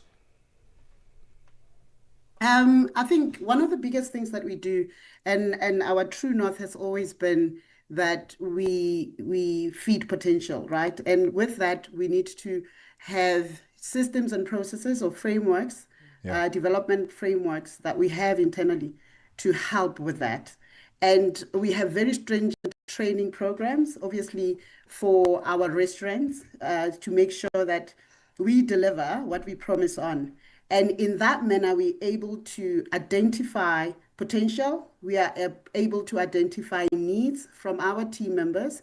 And that's how we identify who is the next person to go into the academy. And that our franchisees does very well. So we actually have a process in place to make sure that those that have got potential and stretch into leadership are then given opportunities to do that. And you know, when we think about the retail industry, for example, we think about a very customer experience dependent industry, right? Which means that you are always you're always reading what the customer feels about your brand, because ultimately that's what drives the sales up, right? It's not necessarily the product and its excellence, but it's the customer experience ultimately. What about the industry needs did you feel that these skills that you had identified were needed within your teams? What about, especially because we know that customer experience changes. People want different things from different brands. So what did you feel was needed within the industry so that you can also enhance the customer experience at KFC? So, I mean, it's a holistic brand approach. So let me start with the fact that as in the industry, you know what needs to happen from modernizing our brand, looking into the future, from the skills that are required in terms of realizing that. But more than anything else, you just said it. We do have insights in terms of what is it that our customers are looking for. And that is always aligned to the capabilities and competencies that are required to ensure that we actually meet our customers' demands.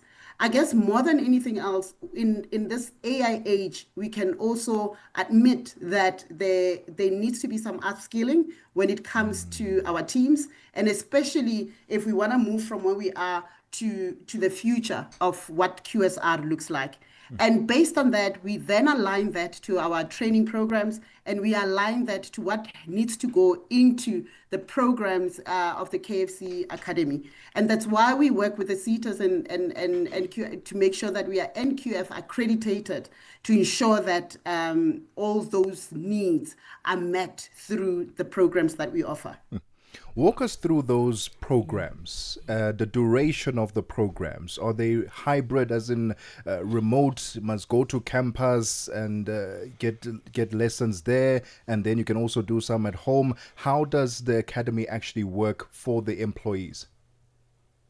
So you actually have different NQF levels. I must say we start with NQF level 3, and the structure of the program will be different. It'll be different in terms of what is required for them from a portfolio of evidence point of view. What is actually great about this, and that's why we really believe it's something that the industry requires as well. Remember, it gives you skills because they are on the job. They are currently working in the restaurant, and they're able to apply what they're studying in their day jobs. So based on different NQF levels and different programs from 3 to 7, it'll start with a program. Let's take for an example, a program for HR qualification, which is an NQF 4. That will be around 6 months. They get accredited, but there is a POE that they need to be signed off on. And then it'll move into different respective levels, which is then taking longer and requires different in classroom, virtual, as well as practical. And I do know that this requires a nice partnership with, QCTO. It requires a partnership with training organizations who are going to facilitate the training programs. I also want to give you guys a bit of a hats off to you because you also have an NQF level 8, which is the equivalent of an honors degree, by the way. So imagine you walking into KFC thinking you're going to work an entry-level job, for the rest of your life, but you can actually even improve your work. What are some of the success stories that we've heard or that you've heard from the programs? What are you seeing, the growth that you're also witnessing within your teams? Look, I mean, you're talking to somebody who started as a team member and who really appreciates the fact that I think we usually look at the QSR and we think there is no career path. And I think one of the things that we really want to achieve through Streetwise Academy is career pathways. And seeing people that actually started as team members going through the academy, and we've just started in 2021, like we said, so those team members are currently progressing through the academy. But I think what is more impactful is when you see them going back into the restaurants, applying what they have learned, and being promoted to higher levels. But also what really gives me, what encourages me is the fact that I've now seen a greater percentage of our teams who have been through the academy coming out of the front line, coming out of the stores and moving into what we call the restaurant service restaurant support center, which is what we will usually call head offices. So they start in the stores, they start in the ground level, and they find themselves in jobs that are now in the head office, and that for me is a testament of the success of our academy. Looking ahead, 3 to 5 years, what is the vision for Streetwise Academy? I am going to say this, and I hope that my franchisees are listening and that my boss is listening. Looking ahead is that every team member in KFC will go through the academy. Looking ahead is that every team member in KFC will get an opportunity to get a qualification, to give them economic access, to make them active participants in our country. But that is my vision. My vision is that it will move from stretch and people that we see that are going to go into leadership, but equipping everyone and giving them pathways. But more than anything else, giving them tools and equipping them to move to wherever that they want to move to. So again, every team member to go through the academy. This is insanely impressive. And Nolo, we are not going to just skip past the fact that you yourself started as a team member. Can I confirm that that's correct? You said that you were a team member and now you're the Chief People, Culture and Purpose Officer at KFC Africa. Listen to that. My sister, which staircase are you using? It was a long one, believe you me. I'm very fit right now. But I also want to say, can you allow me to just say it was because of people who believed that it's possible. People who allowed me to grow, but also give me opportunities.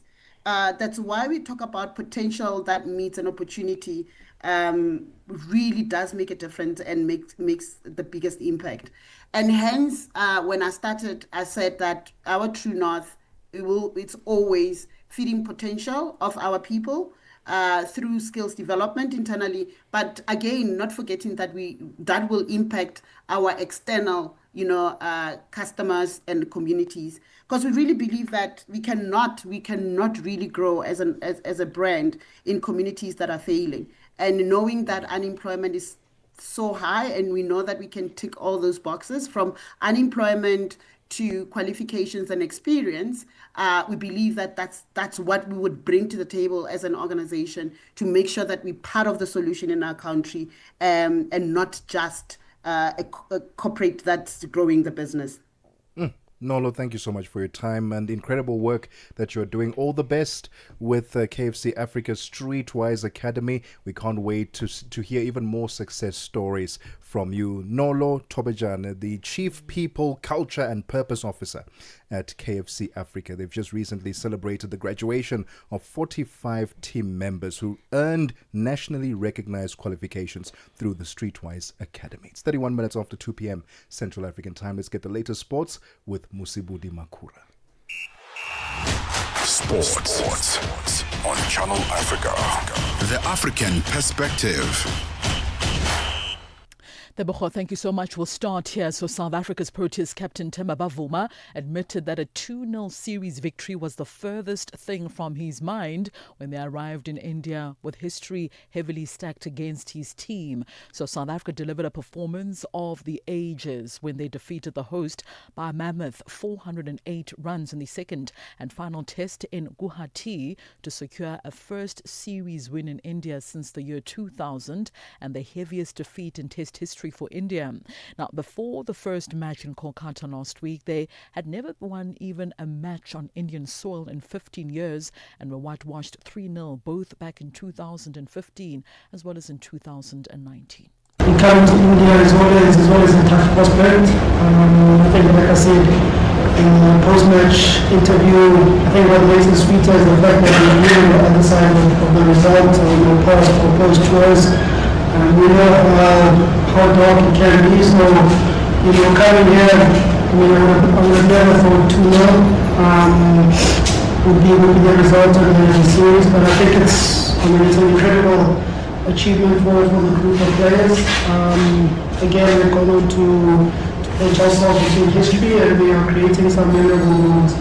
Right, so meanwhile, under fire, Gautam Gambhir said it was up to the Indian Cricket Board to decide his fate as coach after overseeing a 2-0 Test series defeat to South Africa earlier today. So India went down to South Africa by 408 runs in the second Test to suffer their biggest defeat by runs as well as a fifth loss in 7 home matches.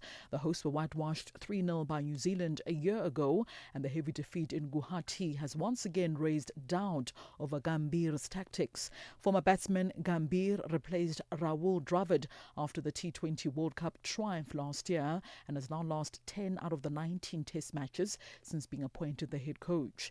His contract runs until the 2027 ODI World Cup to be hosted right here in South Africa. India crashed out 140 all out in a mammoth chase of 549 with their batting faltering consistently in the two nation series. Their heaviest total, or rather their highest total, was 201 in the first innings in Guwahati. On to football news now. Herman Mhlanga, the assistant coach of the South African men's football team, Bafana says enrolling for a CAF A license course in Lesotho this month was non-negotiable. He has faced growing scrutiny over his lack of formal qualification for a coach at his level, and criticism has come from his coach, Hugo Bruce.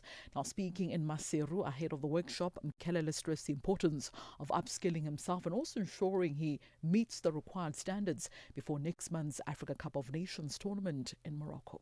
I would like to first thank the Lesotho Football Association for creating an opportunity for me to be part of the student, because it's not an easy thing especially for a foreign coach to come and be provided with an opportunity to gain knowledge. Because as I'm here as a coach, it is important that, number one, you have the necessary skills and knowledge on how to develop players. At the same time, Mhlanga insists that paperwork is secondary and what truly matters is improving his understanding of the game. For me, as a coach, I've also been working at the national team at a senior level. So it is important that I have the right qualification. So I am here to get the qualification, of which is not the main objective. The main objective is to acquire knowledge and skill that I can apply in developing football. And finally, Mick Schumacher, the son of Formula One great Michael Schumacher, will be racing on US ovals next year. That's after signing a deal to compete in IndyCar for Hal Letterman Langenheim Racing. The team having confirmed the news earlier on Monday. Schumacher has been driving for Alpine in the World Endurance Championship in the last 2 years after losing his Formula One seat with Haas at the end of the 2022 season. Now, 6 of the IndyCar's 17 races are on ovals or super speedways, including the Indianapolis 500. Now, RLL said they were planning an oval test for the German in the near future. The season starts on the 1st of March 2026. It's 14:36 p.m. Central African Time. And concludes your sports news this hour. For any sports stories you'd like to share with us, our email address is newsroom@channelafrica.co.za. Call us as well on +27 11714 4459. I'm back with the final sports update on the upside in the next hour. For Channel Africa Sport, I am Musibudi Makura. Sports on Channel Africa. The African Perspective. The Midnight Snack, 12 to 3 a.m. Moranziwa means my love in Xitsonga. So if you're listening to this, just know that you are my love. Yes. You and I are an item. We're dating. We are together. So I love you, baby. Why are you blushing? Why are you blushing? Like, haven't you heard somebody confessing their love to you? I mean, you gotta get used to it now, because I'm gonna tell you this every day, that I love you. I can tell you, there are so many people who are never told they are loved. I come to the studio every Monday, 12 to 3, because I've got an appointment with you. I take you serious. Forget about the other person, right? Moranziwa. The Midnight Snack, every Monday, 12 to 3 a.m. with Chanduko Ligege. Channel Africa, your voice, your sound, and your home. Stay logged right here. It is a 14:37 Central African Time right here on the Upside on Channel Africa. And now it's time for our business news with Buntle Hedbush. Business news on Channel Africa. The African Perspective. Thanks, Ntsako. Good afternoon. Our top business story this hour: cyber attacks are on the rise across Africa, with organizations now facing an average of over 3,000 attacks per week, according to the latest African Perspectives on Cybersecurity report from Checkpoint Software Technologies. The report highlights a major governance gap. Attackers are increasingly using artificial intelligence to automate phishing, identity theft, and ransomware attacks, targeting businesses, government, and critical infrastructure.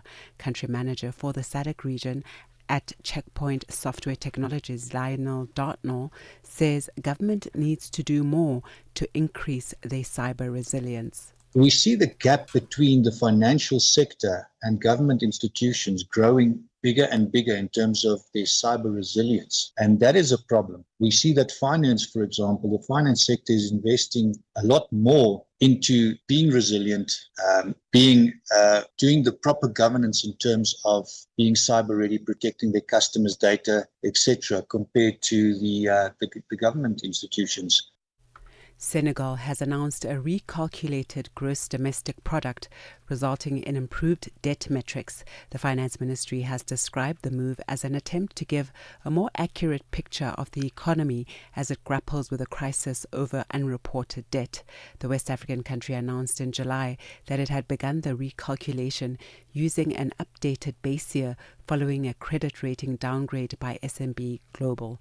The ratings agency warned that the government's debt to GDP ratio had jumped to almost 120% at the end of 2024.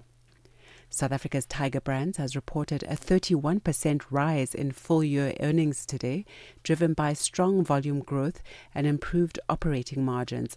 This is despite muted consumer spending.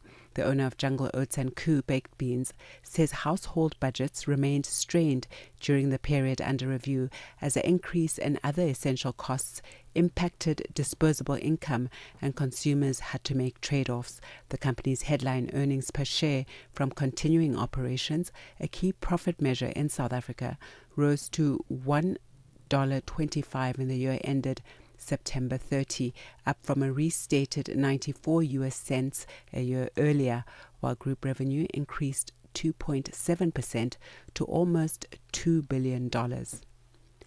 Youth in Ramatlabama, near Mahikeng in South Africa's northwest province, who are enrolled in the government-funded Labour Activation Programme, are questioning the credibility and authenticity of the learnership programme, which is facilitated by KST Multimedia.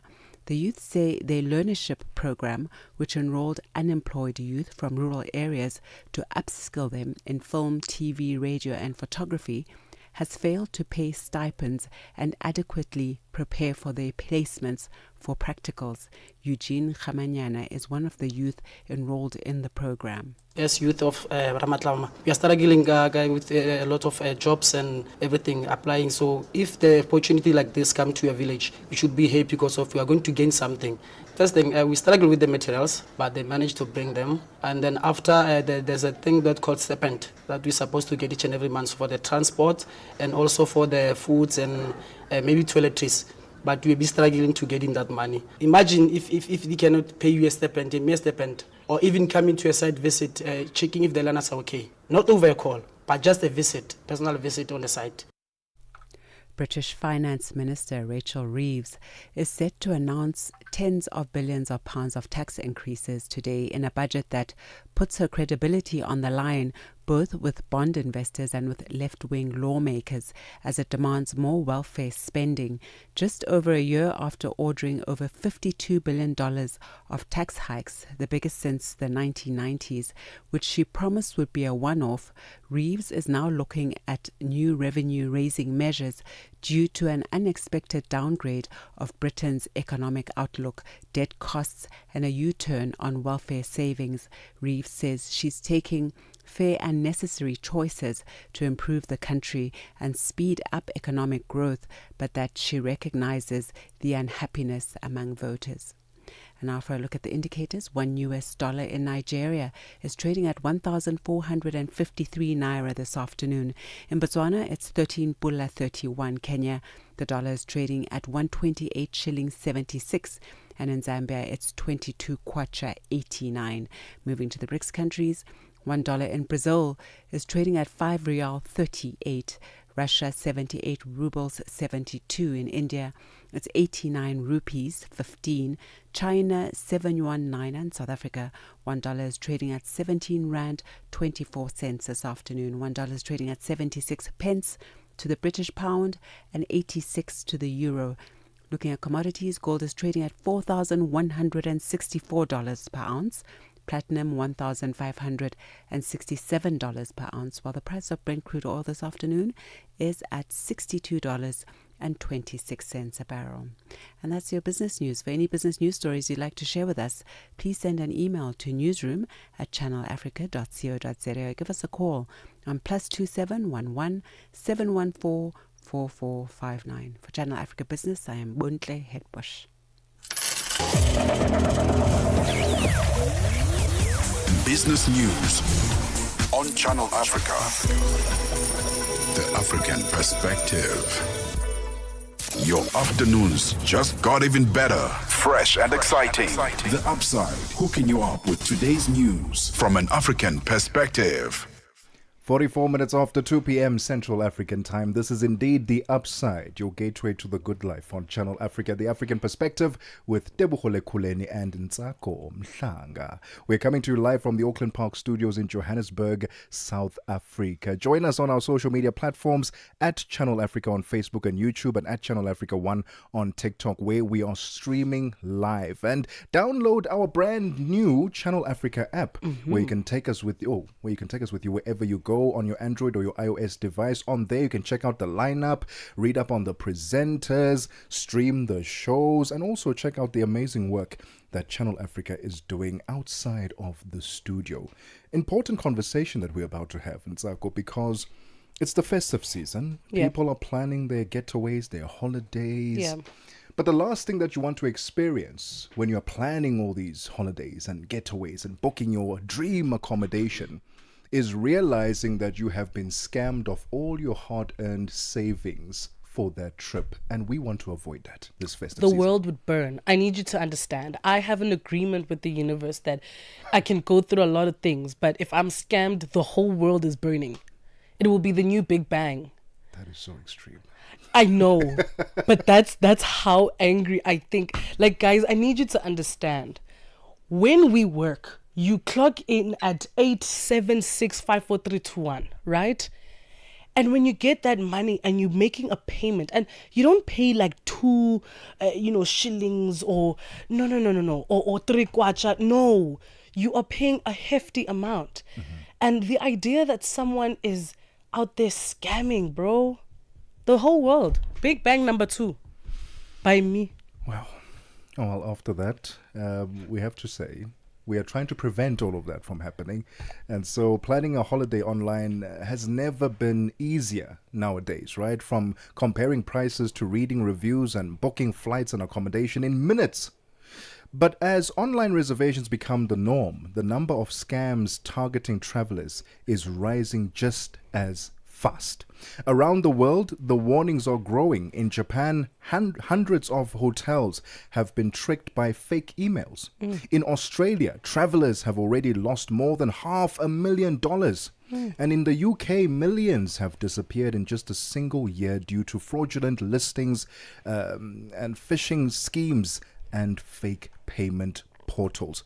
What should be a simple click and book experience is turning into a risky maze for many people. And today we look at how these scams work, why they're increasing, and most importantly, how travelers can protect themselves when planning that much needed break. And on the line to tell us a bit more about it and help us navigate this online space is Lekhuleni Pule from Munati B&B. Lekhuleni, thank you so much for your time. Welcome to The Upside. It's a scary thought knowing that all this money that I've saved up for, Lekhuleni, I'm planning my December holiday, but on the other side, there's someone who's trying to steal my money.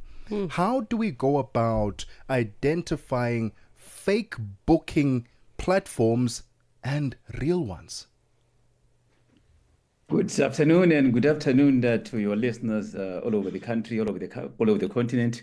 It's a difficult one, my brother, to perhaps navigate because one, is a season where everybody wants to make money.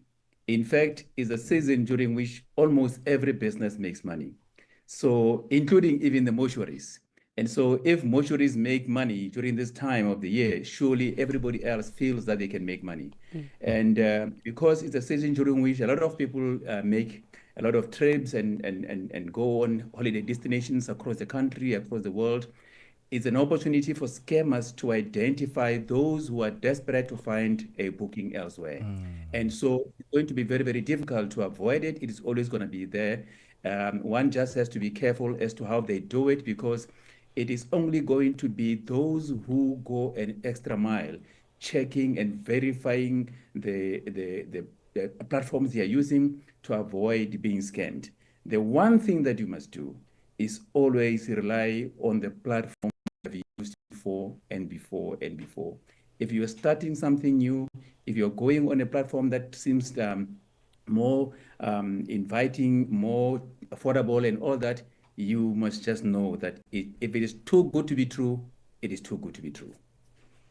But what are some of the red flags that we can pick up on, right? Because I'm trying to have a more intergenerational red flag identifier. You know, when I think about us, you know, I'm a 1.5K, you know, not necessarily 2K, but not really 1K. You know, we're kind of familiar with technology. We can see when something has a lot of bad reviews, and we can see when something looks a bit, you know, AI generated. But you have people who, you know, aren't necessarily that savvy with technology and also are dependent on a different country, for example, and their reviews. So what are some of the red flags that you know, you pick up on when trying to book accommodation? Look, it's difficult. They vary from country to country, but one of the easiest to pick up are those that usually drop the prices. When they drop the prices too low, it's quite a big red flag. And usually they will tell you, or they will put on their platforms that it is 1 or 2 rooms left. It will be 1 room left. And when you look, say for instance, now at 3 o'clock is 1 room left. But tomorrow again, when you check on the same platform, it is just 1 room left. So usually they use a mechanism through which they can, you know, drive somebody to move, because they have put up there they just dangled a beautiful large carrot in front of you for you to grab. That is usually the first giveaway. Many others differ, but the one that you can always guarantee without a doubt is that they will always indicate that it's 1 or 2 rooms left, and those 2 rooms remain 2 rooms for a very, very long time. That's a big giveaway. Be careful of those that are selling last available rooms at a low price. Is always a scam. And usually one of the things that you can pick up, which are easy to identify, is when they say whatever they say on their platforms, it will always have they will always have a lot of spelling errors. Their communications is riddled with errors. You can see what these ones and they're trying something they don't even know. It's 9 minutes before 3 p.m. Central African time. We're helping you navigate your holiday bookings, accommodation bookings online to avoid being scammed this festive season. And we'll continue that conversation right after this. Mix Vibration sur Channel Africa. Qu'est-ce qui vous a amené à dire ça? Est-ce que vous avez observé un certain nombre d'événements dans la vie? Est-ce que c'était par rapport à une expérience? Est-ce que vous avez rencontré des choses qui vous ont dit il faut de la patience, comme ça les choses vont venir au bon moment et le bon Dieu pourra peut-être me visiter? Oui, c'était justement un conseil que le Seigneur a inspiré pour donner à son peuple, parce qu'il y a la plupart des gens, pendant que Dieu bénit les autres, ils pensent que Dieu les a oubliés, et pendant que Dieu ouvre pour les autres, ils pensent que peut-être Dieu n'a pas pu écouter leurs prières. Alors ce n'est pas le cas. Alors Dieu bénit tout un chacun de nous avec son temps. Donc le temps de Dieu est toujours le meilleur dans la vie de tout un chacun de nous. Mix Vibration tous les dimanches de 18h à 19h, temps universel. We take no sides, none whatsoever. We are The Upside. 8 minutes before 3 p.m. Central African Time. This is indeed The Upside, your gateway to the good life on Channel Africa, The African Perspective, with Tebogo, Lekhuleni and Ntsako Mhlanga. We are coming to you live from the Auckland Park Studios in Johannesburg, South Africa. Stream us live on our social media platforms at Channel Africa on Facebook and YouTube and at Channel Africa 1 on TikTok. Let's continue our conversation with Lekhuleni Pule from Munati B&B, helping us navigate our online bookings this festive season to avoid being scammed. Lekhuleni, you had mentioned something very interesting there. You said that when you see an accommodation drop their prices dramatically, that's usually a red flag. It's a tough one to navigate, that one, because I have, and this is my own personal experience, and obviously they differ, case to case. I have seen certain accommodations that would drop their prices midweek because they're not getting a lot of bookings midweek. And so their prices can go up to 50% discount as opposed to on the weekend. So it becomes a very challenging thing to navigate whether this is a real, it's a scam or this is a real deal. When we then see you had said that, avoid platforms that you're not familiar with. Go to the ones that you're used to. Now the scammers can go onto those very platforms that we trust. So is there indeed any way that we can safeguard ourselves? Any extra steps that we can take at home? Perhaps go and review on separate platforms. Go to Google, read up on this particular lodge before just taking the word that we get on let's say, for example, the B&B, Airbnb or bookings.com platform. What extra steps can we take to mitigate and ensure that we don't fall victims to these scams this festive season? It's a difficult one. It's a difficult one because usually the scammers are very smart. They do a lot of their homework and they do it very, very well. They do it in such a way that they try and close all those loopholes and ensure that it becomes extremely difficult for you to pick up that they're indeed scammers. Yeah. But one of the things we can do as holiday makers, for instance, is that you over and above that which I have indicated. I mean, even the point you made is that midweek usually it could be busier. I mean, at the end of the week, it is cheaper. So if it is during the festive does not have a midweek and weekend. Okay. It is a festive. And the rates are the same. You don't have lower rates on Monday that are cheaper on the weekend. For us at a guest house level, for instance, Monati B&B, we know that you are busier during the week because most of our clients are those who are doing work for government departments. On the weekend, on Friday, they check out. So the whole of the weekend, we are basically free. And so if we have vacancy during the weekend, that's when we drop our prices because we want to keep some occupancy. That's why. During the festive holiday, there is no such. It's peak season. If it is peak season, it's peak season. There's no Mondays or weekdays and weekend during the peak season. The price remain the same. But the other thing that you can look at, which can help you a lot, is look. If they say, for instance, they sometimes they even try and copy the links that are associated with trusted and reliable regular platforms like booking.com and stuff like that. Yeah. But on those platforms, you don't pay any money to anybody's account. The system usually just deducts your money. But on those platforms that are scam related or that belong to scammers, there is always a banking details to which you must pay the money. And they always insist that you make the immediate clearance of whatever payment you have made. So that is one key identifier of a scam-related platform, that they don't necessarily allow the system to deduct money as it should because you have given them a detail.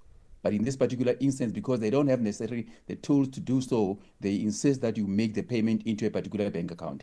When that happens, just know it's a red flag, it's a no-go zone, you shouldn't even look at it.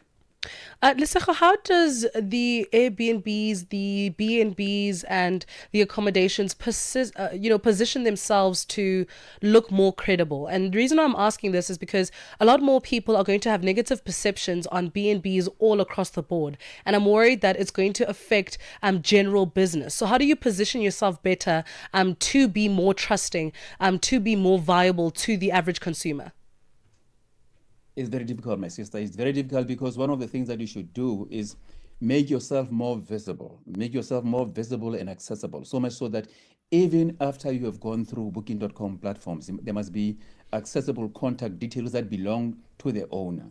Because where people are, reliant on the reviews of other users before you, there is a chance that it could be a cooked up review anyway.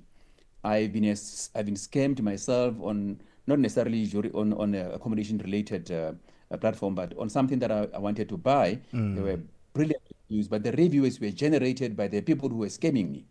So what I'm saying is extremely difficult for you to protect yourself. But one of the easiest way is after you have made a booking, ensure that you speak to the owner.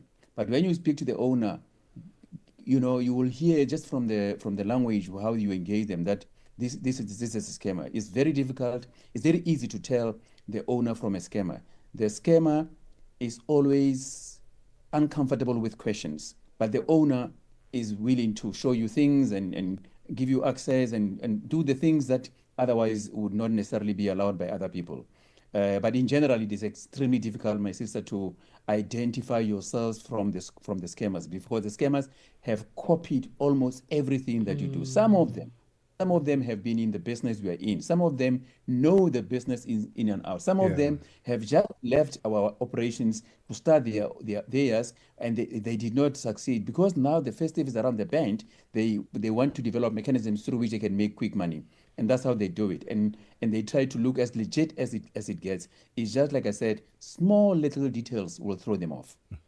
Ntsako, where can we find you and perhaps book a stay at Munati BNB and ensure and verify that you are not a scam?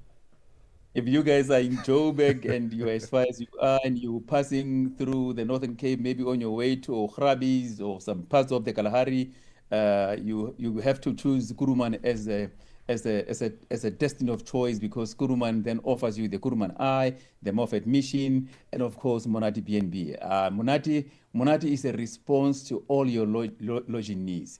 It's like Oletsi Young, Munati. How was breakfast, Munati? How was your supper, Munati? So Munati responds to all your lodging needs. Of course, we are on Booking.com.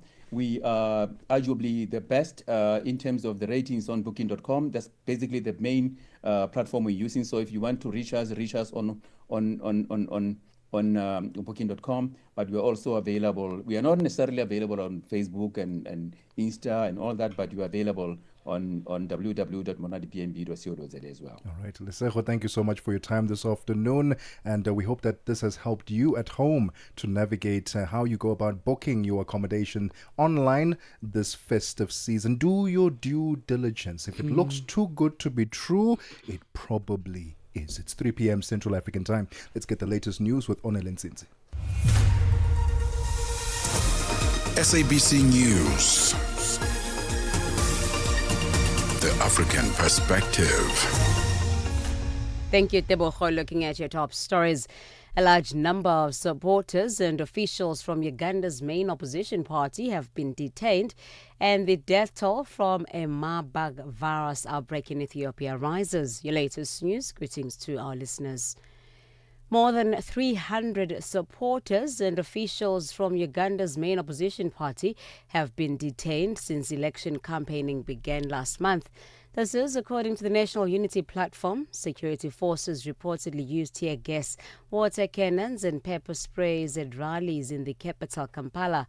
Pop star turned politician Bobi Wine, whose real name is Robert Kyagulanyi, is challenging 81-year-old President Yoweri Museveni for a second time after coming second in the last election in 2021. Mike Arareng reports from Uganda. It is true, the leadership of the National Unity Party has confirmed it is chaotic as I speak to you right now. And as I speak to you right now, the leader of the opposition, Robert Kyagulanyi, is currently on his way to Buikwe, where he's going to address huge gathering. Thousands and thousands of police have been deployed. These supporters who have been arrested, so far they have not been charged, but they have been detained in various police stations, and it appears they'll be released maybe after the general election that will be on 15th of January 2026. There's now confusion over the number of students abducted from a Catholic school in Nigeria's Niger state last week. The state governor says that only 14 parents have so far reported their children missing, though that number could rise as some families live far from the school. The governor, Umar Bago, disputed the kidnapping number given by the school, saying it had no proper records. The school said to me in writing, missing, not abducted, number of missing students. So they are not certain whether these entire students are with the bandits, nor or are they in the bush, or because of the scare, some of them have gone back to their homes. The founder and executive director of Peace Builders Without Borders, Dr. Charles Nyikonge, says Russia's offer to support Nigeria's efforts against terrorism should be viewed with caution and strategic realism. Mass abductions for ransom, especially in northern Nigeria, have become stressingly routine, with armed groups targeting schools, villages and highways. Human rights groups have said the frequency of those attacks reflect deep failure in protection, accountability and justice. Dr. Charles Nyikonge explains. Interestingly, Russia's offer should be viewed with caution and strategic realism. External military assistance can offer relief, but it does not resolve the root causes of insecurity. We have seen in other African contexts that security partnerships with Russia, especially through private military contractors, often prioritize regime security over human security and can entrench authoritarian tendencies. South Africa's ad hoc committee investigating allegations of criminal infiltration, corruption and political interference in the justice system has had to take a short break as the current witness consulted with his lawyers over questions that he believes will incriminate him if he answers. Businessman and alleged criminal cartel kingpin Vusimuzi Ketmatlala is giving evidence before the ad hoc committee, probing concerns around national security, sitting at the Khosi Mampuru Correctional Services facility in the Gauteng province. He's one of the key witnesses in the allegations made by the KwaZulu-Natal Province Police Commissioner, Lieutenant General Nhlanhla Mkhwanazi, of criminal infiltration, corruption, political interference in the justice system. Here's the interaction between Matlala and the chairperson of the committee, Soviet Lekhuleni. The oath is part of the immunities that you enjoy here, cannot be used against you anywhere outside these proceedings. Okay, can I answer to that? You are welcome to say anything. They cannot be used against me by who? Because if you say they cannot be used against me by the committee, that I understand. But if someone is investigating me and there's something that I'm saying now which can incriminate me, obviously they will use it against me. Yeah, what we have read from you here come from what we call a national legislation. Lastly, the death toll from a Marburg virus outbreak in Ethiopia has now risen to 6. Ethiopia first confirmed the outbreak on the 14th of November, with 3 deaths being reported 3 days later. Out of the 11 in whom the virus was detected, 6 have died and 5 are receiving medical treatment. The Health Ministry has said 349 people who were suspected of having contact with the infected individuals were isolated, and 119 of them have been released after completing their surveillance. Now, recapping on your top stories, more than 300 supporters and officials from Uganda's main opposition party have been detained since election campaigning began last month. This is according to the National Unity Platform. Channel Africa News, I'm Onele Nsinsi. SABC News. The African Perspective. The afternoon conversations continue on The Upside. Lifestyle, culture, and global changes. Right here on Channel Africa, The African Perspective.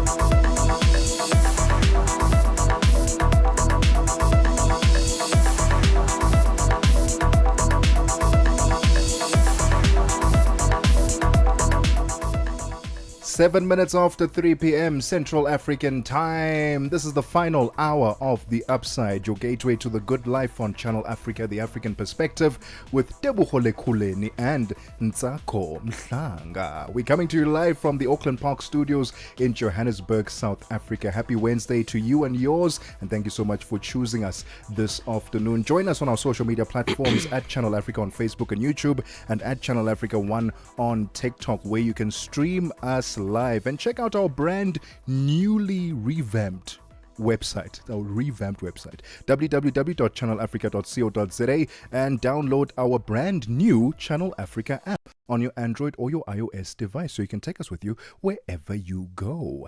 Exciting conversation coming up next. Are you a motorsport fan, Ntsako, Mhlanga? What? There's your yes. We got you. I literally am motorsport. It is one of my favorite hobbies. Yeah. One of my most expensive hobbies. So I raced, one of the fastest cars I've ever raced has to be a Lambo. No, I did a Ferrari as well. It was a Lambo. Where was this, on a racetrack? Yeah. Which one? VIP, Kailami. Grand Prix. Top speed. What did you get to? I'm embarrassed to say. No, say it. You're allowed, because 220. 220. 220. Oh. That's not bad. I'm a girl. That's not bad. I'm literally a girl. 220 is a lot. Must have been an exhilarating experience, though. It was sensational. And it's one thing that I'm definitely going to continue doing. Yeah. Motorsport for me, cars. I'm a car person. Yeah. I'm a petrol head. I enjoy cars. I keep up with the trends, what's happening with the engine. I'm able, actually, one of the secret talents that I have. Okay. I can close my eyes, a car could drive past, I know exactly the model, the make, the year, everything. We need to play this game sometime during the week. Go for it. Get you some sounds of cars driving around with the exhaust and all that stuff, and let's hear if you can identify them. I was able to tell between a V8 and a V6 engine easily. Oh my goodness, man. In a heartbeat. I know when it comes with the way that it sounds, I'm like, yep, that's a V8. Definitely either from Porsche, from a Range Rover, but the Range Rover is a heavier build. Or an Audi. So the Audis are very light. Mm-hmm. And that's why they're actually faster than a Lamborghini Urus, right? It outruns it by a 0.8 seconds. It may seem insignificant, but it's a Lamborghini Urus versus the Audi RSQ8. Okay. So it outruns it, the Audi. Mm-hmm. That's the only reason why I give it credit, because it's a lighter weight. However, it causes problems because the faster you are and the lighter you are, the more accidents you could potentially get into. Okay. Yeah. Well, if you are a petrol head like Ntsako, stay tuned for the upcoming conversation, because the Summer Festival of Racing will be taking place in Cape Town. It's starting now in November, will be running all the way to February next year, 2026. That conversation is coming up next. It's 10 minutes after 3 p.m. Central African Time. Welcome to the final hour of The Upside. África. Conhece o Ntivani? Claro que sou eu. Ntivani é o amante da música de corpo e alma. Eu amo música africana. Ele aprecia todos os tipos de melodias e passa os seus dias a ouvir a Channel Africa. Adivinha só, a Channel Africa quer ajudar o Ntivani e os amantes da música em todo o lado a descobrir ainda mais música incrível. Por isso, a Channel Africa está a convocar artistas africanos a submeterem as suas músicas.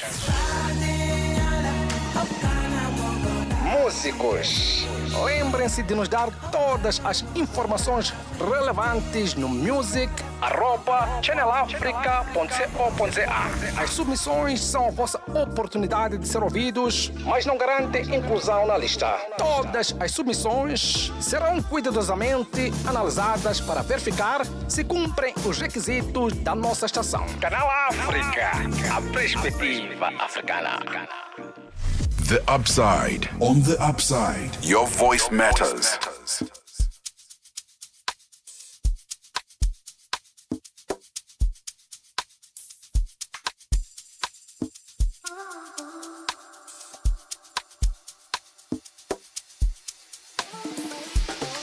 Look at me, dada. As my dreadlocks are longer.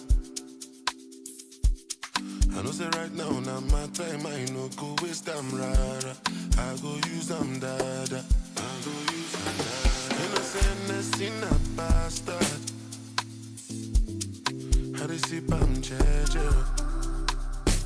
So if I do you wrong, I apologize. For the people who they sympathize, I gotta go make them larger.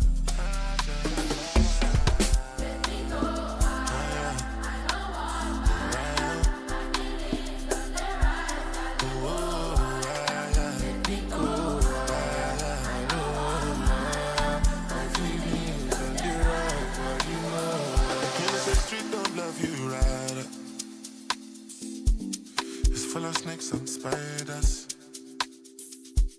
Make a wrong move, lose your life, make it hard for your mother to sleep at night. Street no love you right. Some people they for mortuary. Some people they for hospital. Count your blessing one by one. Sure bet yeah, time has come to lift our voices. Lift my voice in prayer.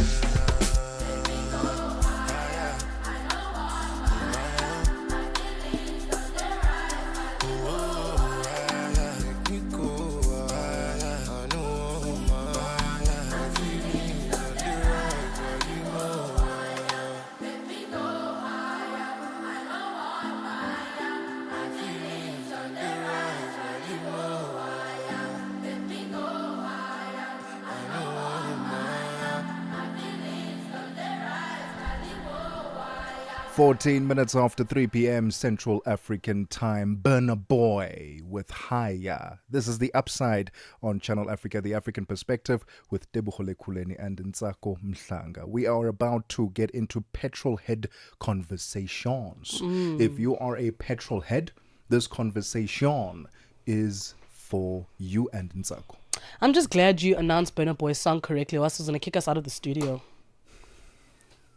Shade much? Yeah. Yeah, but we don't do that because we are professional around here. And we respect artists.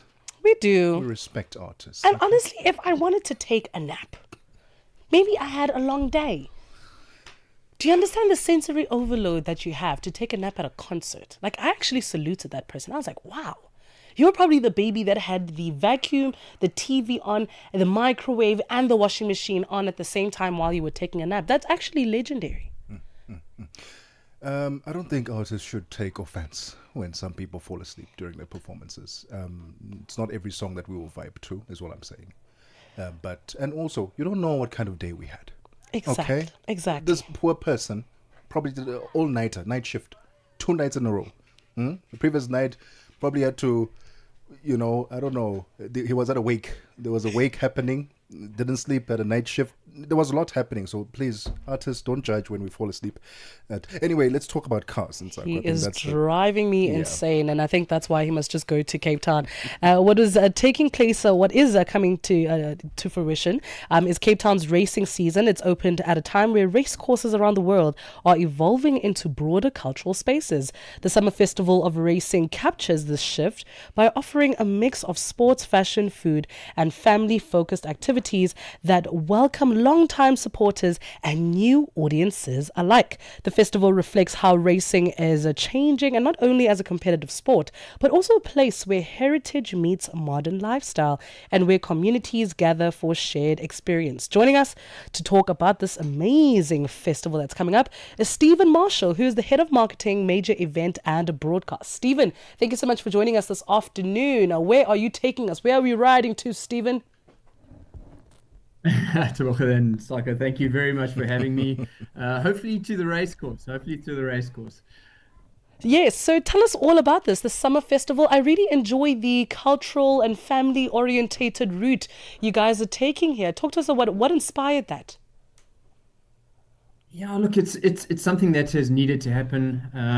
If we were just talking to an audience who was interested or knowledgeable about horse racing, we'd be talking to a very small market. So we've had to, expand, our reach in order to attract a far greater audience. You would have seen that in F1, you would have seen that in live golf, those types of sports, with night racing or data or digital. They've each gone different ways in order to attract different markets. For us, We've had to embrace sort of a global shift with racing to create cultural destinations, expanding what a day is at the races and what it means to people, creating spaces for fashion, for entertainment, for food, family recreation, all bringing that together with our top tier racing during the summer season.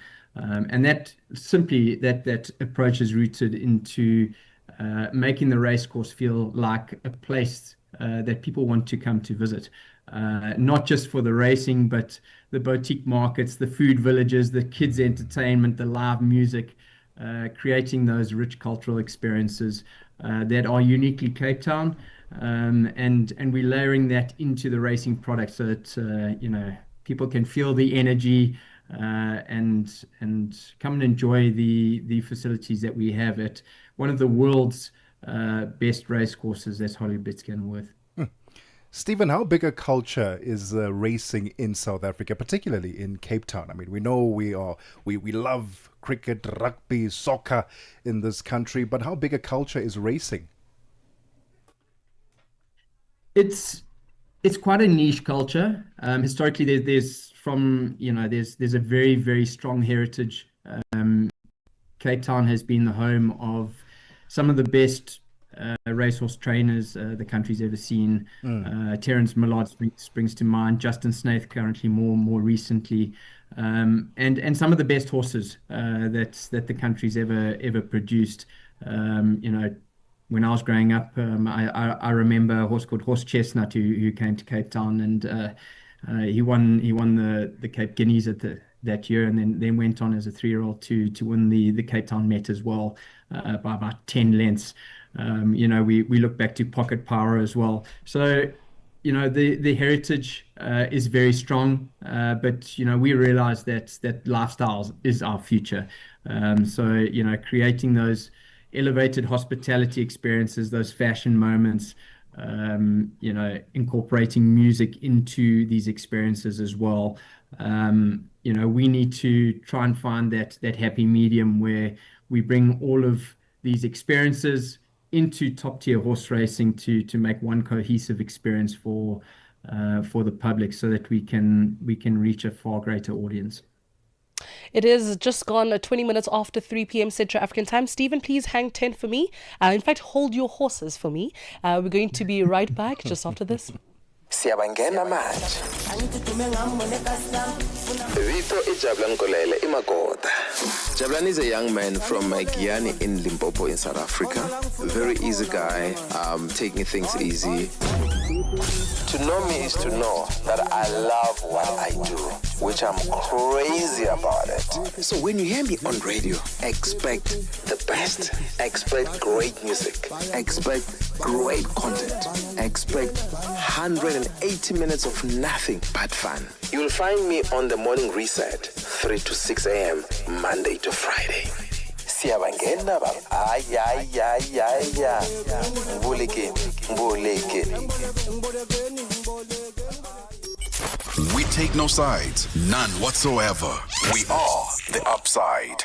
21 minutes after 3 p.m. Central African time. Now, Cape Town's horse racing season has officially opened, and it arrives at a moment when race courses around the world are transforming into cultural destinations. As Ntsako mentioned earlier, the Summer Festival of Racing is capturing the evolution beautifully, blending elite sport with fashion, food, live entertainment, and family-friendly experiences that welcome both loyal racing fans and brand new audiences. And to tell us a bit more about it, we are still joined on the line by Stephen Marshall, Head of Marketing, Major Event and Broadcast. Stephen, let's talk about the race courses worldwide. They are evolving.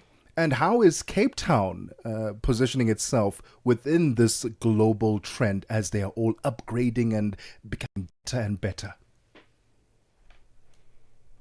Yeah, thanks, Mohammed. Look, sorry, Ntsako. Yeah, it's there's been a massive investment into racing in the Cape.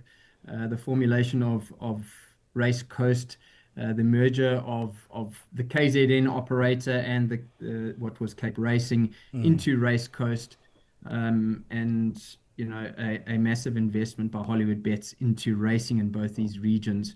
For those people who haven't visited the race course at Hollywood Bets Kenilworth in the past few years, you would see a massive transformation, and that's in the facility. So be that ablutions, be that areas that people can enjoy a day's racing, but not just a day's racing. There's investment into kid zones where there's child minders, so that parents can enjoy themselves. Kids are having an absolute ball. There's mini races that the kids are running on the racetrack, dressed up in jockey silks. There's pony rides at times.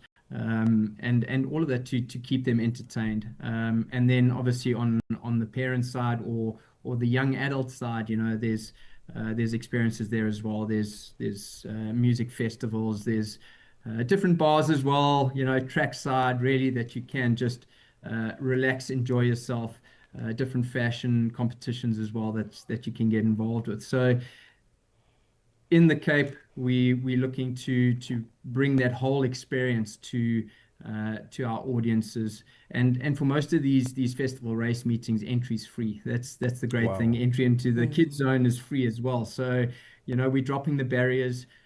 There's no reason not to be there, and we're really encouraging anyone in Cape Town, or even if you're coming from out of province and you're looking to visit Cape Town, we're looking to attract everyone to Hollywood Bets Kenilworth for these feature race days where they can really enjoy a family day out.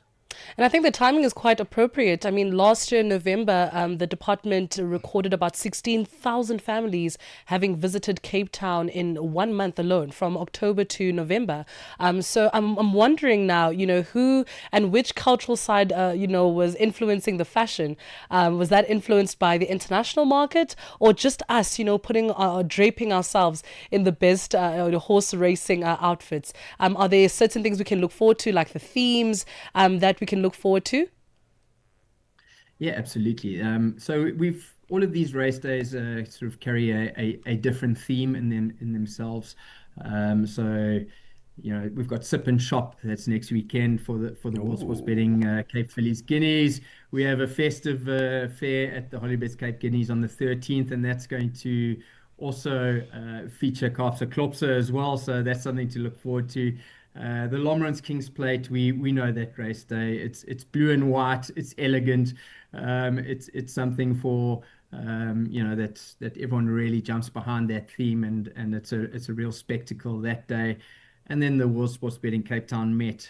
This year the theme is Symphony of Style, so we're expecting everyone to come in there in their best dressed outfits there as well. And then towards the end of the season, towards the end of February, we have the Seafood and Jazz Festival, which features the Lucky Fish Cape Derby. So lots to look forward to, lots of fashion elements. Fashion, it remains relevant. It allows people to really feel engaged in the event and feel part of the event, which is why it is such an important element within all of these feature race days. I'm gonna put you on the spot, Stephen. Any top picks that we need to look out for on the racetrack, especially those who are very, very into horse racing and they want to keep their eyes on the ground or on the track, as it were, to ensure that their favorite horses and favorite jocks are getting that gold trophy. So any top picks that we need to look out for during this season? It's going to be a long one from November until February next year. It is, and a lot is going to develop. We've the first two race days are our 3-year-old race days, so there's a little bit not known there about the participants. Quite open races, those two. We have a filly called Reed Petite, who's done really well so far, but these races, these Group 1 races are what really shows how good these horses actually are. So as 3-year-olds, they've still got quite a lot of their racing career ahead of them. Yeah. But as we move through the season, more towards the early January, we've got the Lomrans King's Plate, and there we'll see the best of the best in South African horse racing step out. 8 on 18 is the reigning horse of the year from last year. He won the Cape Met last year, and really stamped himself as one of the best horses in the country. So we're looking forward to him stepping out from the Justin Snaith yard, and that will be really a spectacle. But there are other races on these days as well. There's sprint races, there's fillies races. Already this weekend we saw a filly called Double Grand Slam come out in her season opener, and she won her season opener. So she will likely take her place in the Mallorca Stakes and the Paddock Stakes, which are two massive fillies races during the season as well. So yeah, maybe those two will stand out, but there are going to be some upsets, and these prep races, especially in the early part of the season, will tell us a lot about what's going to happen later in the season as well.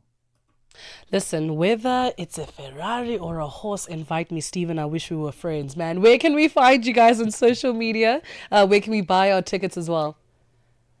Yeah, Race Coast Events. If you follow us on Race Coast Events, you'll find all of the information on these feature race days, what's happening. CompuTicket is our ticketing provider for the season. So if you jump onto CompuTicket, all of our ticketing will be available on there.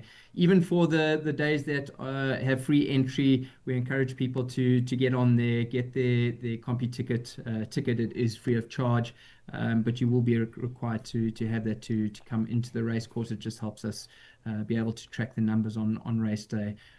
So even where it is free, please jump onto CompuTicket and grab those tickets. Otherwise, follow us on social media, and you'll be able to get a sneak peek of what you can expect at these race days, what days they are, if there's any theme associated. And otherwise, just join us at Hollywood Bits Kenilworth. It's going to be a summer with the experience that you're going to have on the race course. Love it, and I love the fact that it's a family affair, isn't it? Everyone can be involved. Stephen, all the best with the rest of the season, and thank you so much for your time this afternoon. Thanks so much, Ntsako. I really appreciate it. The voice of Stephen Marshall, head of marketing, major event and broadcast. Listen, if you are a horse racing fan, then the summer festival of racing is for you. 3 months of racing.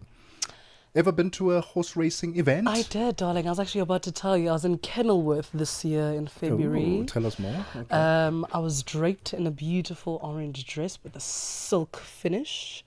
I attended a VIP. We don't do anything less than that. Where there's luxury, you'll find me. It's 30 minutes after 3 p.m. Central African time. Let's get the final sports update with Musibudi Makura on the upside. Sports on Channel Africa. The African perspective. Thank you so much, Tebogo. So South Africa's Proteas captain Themba Bavuma admitted that the 2-0 series victory was the furthest thing from his mind when they arrived in India with history heavily stacked against his team. South Africa delivered a performance for the ages when they defeated the host side by a mammoth 408 runs in the second and final test match in Guwahati earlier on today to secure their first series victory in India since the year 2000 and the heaviest defeat in test history for India.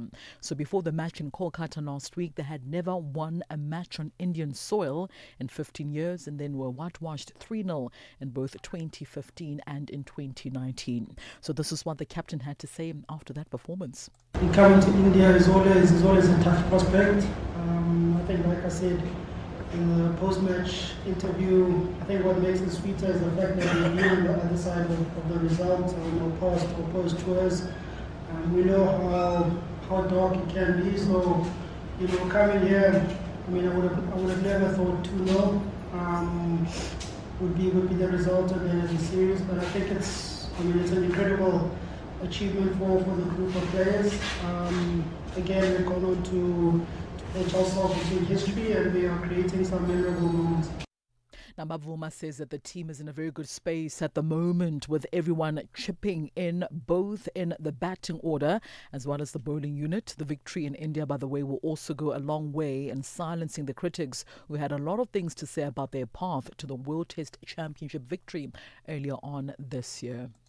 On to some football news now. The top 4 seeded countries will not be able to meet each other until the semi-finals of next year's FIFA World Cup for the first time in the tournament's history. So FIFA have announced that Spain, who are seeded first, Argentina second, will be paired and then placed into groups in opposite halves of the draw. France, who are in third, and England in fourth will also be paired, which means England will not be able to come up against Spain or Argentina until at least the semi-finals, and France until the final. Now, this only applies in the 4 countries with their groups. When 2 teams are then paired, they are placed in opposite halves of the knockout bracket and cannot meet each other until the final. So FIFA wants to ensure the top-ranked countries do not meet early in the knockout runs, thus potentially, of course, creating a blockbuster games later only in the tournament.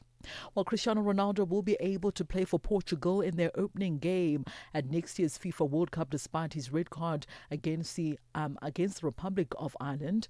Ronaldo was sent off for an elbow to Dara O'Shea back during Portugal's 2-0 victory, 2-0 defeat rather, in the qualifying of this World Cup, next year's World Cup, earlier on this month. Now, violent conduct normally carries a 3-match ban, but Ronaldo has had a second and third matches suspended for the year.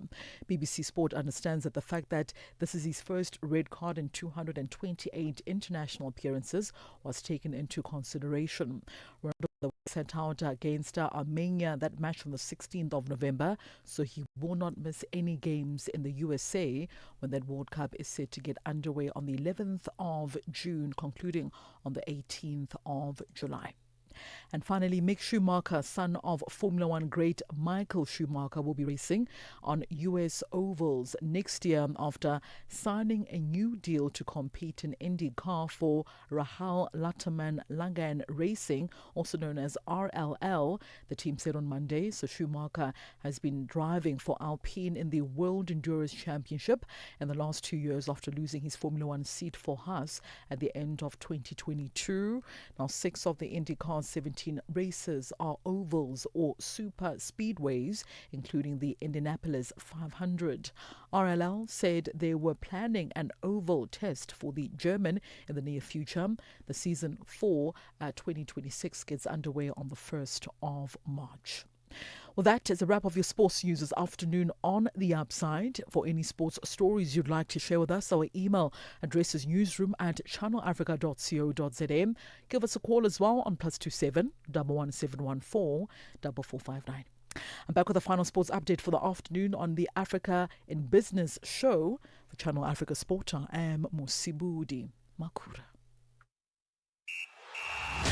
Sports on Channel Africa. The African Perspective. Je, una jambo lolote akilini mwako? Je, una shauku kuhusu masuala muhimu? Na je, una maoni ambayo unataka yasikike? Kweli, hili jukwaa ni la kwako. Piga simu au tuandikie kwenda WhatsApp namba alama ya kujumulisha 2760552594 na tutakupigia simu. Mtangazaji wa habari zetu za Afrika Kusini mjini Johannesburg. Hivyo unaweza kuwa mshirika kwenye matangazo yetu. Sio mazungumzo tu, ni fursa yako ya kuchangia maoni yako na kushirikiana na jumuiya ya wasikilizaji wanaotamani mtazamo wako. Tufuate kwenye mitandao ya kijamii.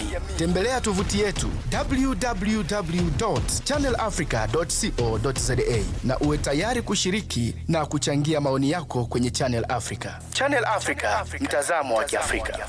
No matter where you are, Channel Africa is always with you. 36 minutes after 3 p.m. Central African time. Let's get the final business updates this afternoon. On The Upside, Buntle Headbush is standing by.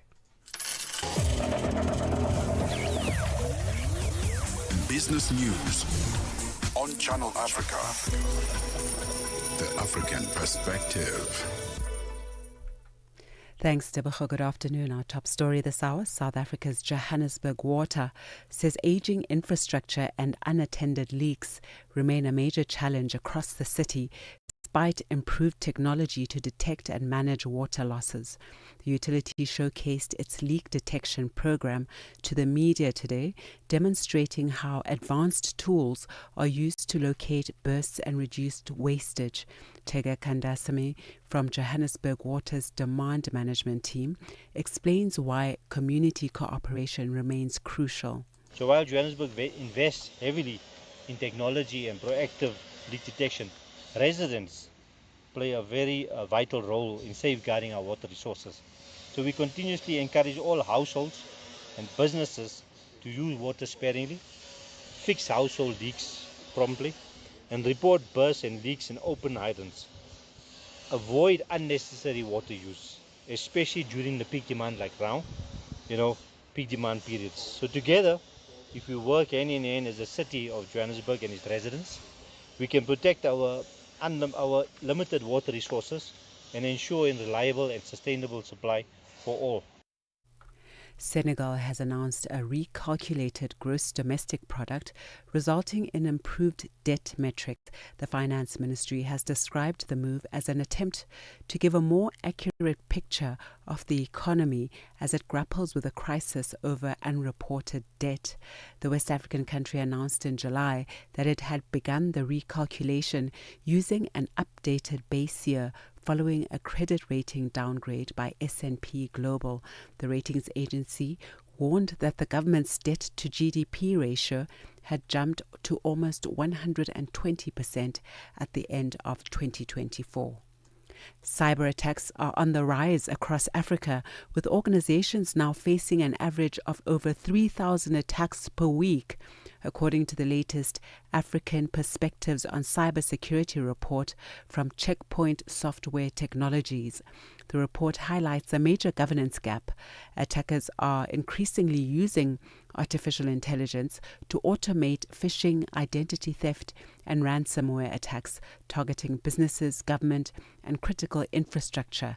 Country manager for the SADC region at Checkpoint Software Technologies, Lionel Dartnell, says government needs to do more to increase their cyber resilience. We see the gap between the financial sector and government institutions growing bigger and bigger in terms of their cyber resilience. And that is a problem. We see that finance, for example, the finance sector is investing a lot more into being resilient, doing the proper governance in terms of being cyber ready, protecting their customers' data, etc., compared to the government institutions. Youth in Ramatlabama near Mahikeng in South Africa's northwest province who are enrolled in the government-funded labour activation program are questioning the credibility and authenticity of the learnership program, which is facilitated by KST Multimedia. The youth say their learnership program, which enrolled unemployed youth from rural areas to upskill them in film, TV, radio and photography, has failed to pay stipends and adequately prepare for their placements for practicals. Eugene Khamanyana is one of the youth enrolled in the program. As youth of Ramatlama, we are struggling with a lot of jobs and everything applying. So if the opportunity like this come to your village, you should be happy because of you are going to gain something. First thing, we struggle with the materials, but they managed to bring them. And then after, there's a thing that called stipend that we're supposed to get each and every month for the transport and also for the foods and maybe toiletries. But we'll be struggling to get in that money. Imagine if they cannot pay you a stipend, a mere stipend, or even coming to a site visit, checking if the learners are okay. Not over a call, but just a visit, personal visit on the site. British Finance Minister Rachel Reeves is set to announce tens of billions of pounds of tax increases today in a budget that puts her credibility on the line, both with bond investors and with left-wing lawmakers, as it demands more welfare spending, just over a year after ordering over $52 billion of tax hikes, the biggest since the 1990s, which she promised would be a one-off. Reeves is now looking at new revenue-raising measures due to an expected downgrade of Britain's economic outlook, debt costs and a U-turn on welfare savings. Reeves says she's taking fair and necessary choices to improve the country and speed up economic growth, but that she recognises the unhappiness among voters. And now for a look at the indicators, $1 US in Nigeria is trading at 1,453 naira. In Botswana, it's 13 pula 31. Kenya, the dollar is trading at 128 shillings 76, and in Zambia, it's 22 kwacha 89.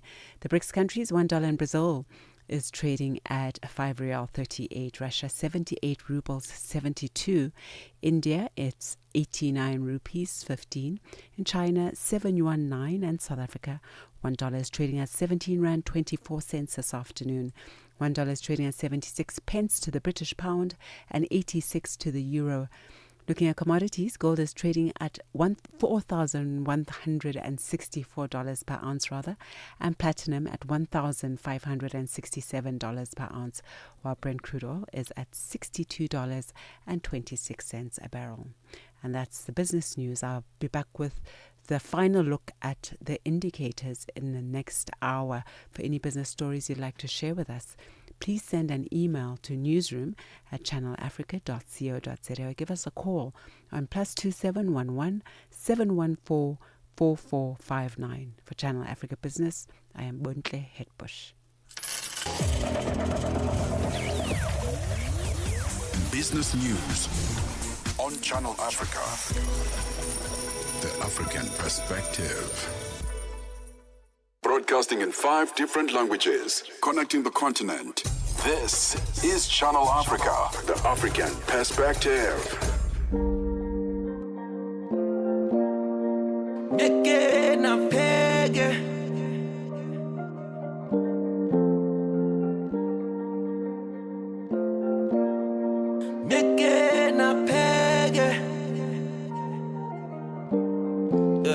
What if God didn't?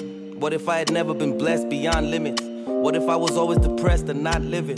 What if Squatter Campus Kalen was unwritten and all I ever had to reflect was Bob Dylan? Josiah just decided to rest and not finish. Sia wasn't up to the test and not winning. Shabalala said in his head he can't hit it, but for it, it's all relative-ish. What if Tyler just decided to wait? What if Keenan couldn't stomach the hate? What if Booger Love had never been saved and still in love with the game? It's all he fade. What if Eminem had stuck with the 9 to 5? If Chester wasn't playing in 95? If Philemon, my singer, was called offside and Doctor was injured, would you have ever seen Barker fly? And Brenda Fussy wasn't obsessed with show business, and all the Winnie wanted was checks and more children. And Costa said, you niggas correct, we not women.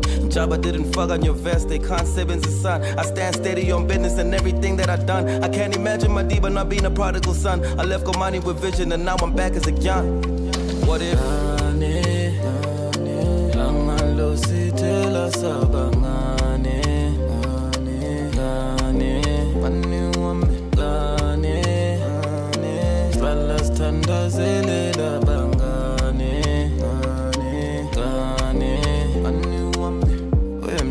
Mama, and where would I be now? Mama, and where would I be now? What if I was young and ginger and not chief? What if I was never prepared to love me? What if I was thinking of death and not peace? Cold heart, living with fear and can't breathe. What if I didn't move with the north side? If I had a problem being cool with a horse ride? I couldn't do what we all like if I never knew Ngulungu na Madoswam. And all our time was have missed me. I'm focused on my daughters and my son and they miss me. If Zuma wasn't part of the big 3, if Solomon Mhlanga had quick feet, if Tito ain't decided to give me a gift, you gotta think about it. What if everybody tried to forgive? If I had not inspired a generation of writers to celebrate Mhlanga before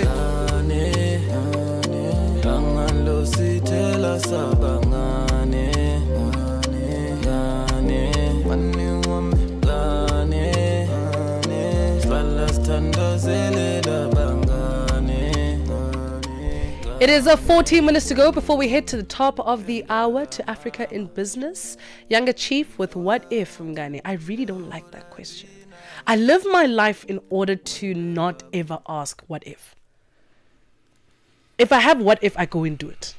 And I feel like on the upside, we want you guys to be able to just go for it and stop asking yourself questions of what if I did this? Just go and do it. What's the worst that could happen? But I think that's why the song was made. Yeah. Because what if those great people didn't do Yeah. those things? It Yeah. makes you think, I should get going. I Yeah. should get started. I should do this thing. I should not sleep on myself. Mm. And so I get, but I also get what you're saying there. This is The Upside on Channel Africa, the African perspective, with me, Tebogo, Lekhuleni, and Ntsako Mhlanga. We are coming to you live from the Auckland Park Studios in Johannesburg, South Africa. Join us on our social media platforms, where we are streaming live at Channel Africa on Facebook and YouTube, and at Channel Africa 1 on TikTok. It's time for What Caught Your Eye? That was sexy. I tell you what, this is what caught my eye. Yes. Themba Bavuma. Chocolate. The chocolate. I was going to say winning captain, but Chocolate winning captain. Okay. I'm kidding. Yes. Chocolate winning captain. He made history today. Yes, he did. With his test team in India, beating India in a test series for the very first time on Indian soil in 25 years. It's 27. 25. Which one are you? Talking about I'm reading from his account. Are you talking about Mandela? Which one? Might as well be. Oh, is it 27? It's indicative of a great leader. 25, 27. Okay, we'll verify. But either way. Yes. Okay, whether 25 or 27 years. For the very first time on Indian soil.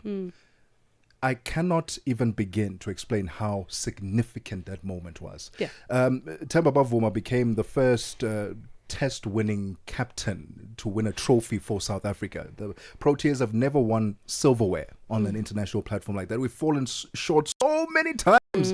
We can recall the close calls, the semi-finals, Sean Pollock back in those years. We can recall so many.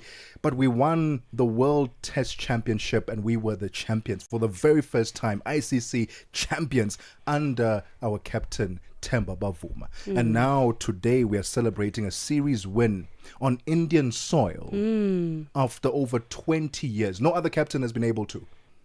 And we were talking earlier about black excellence. Yes. Because there was a time when Themba Bavuma was the most hated, I hate to say that word, it's a strong word, but he was the most hated human being.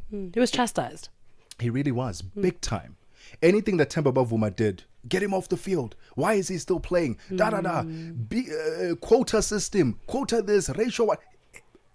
But when you look at his statistics, you cannot doubt the man. He's been a brilliant servant of the game of cricket. And right now, he has won 10 games, 10 test matches in about 11, 12 test matches. The quickest ever to win 10 matches, 10 test matches in 11 games ever of any other captain ever who's ever played the game.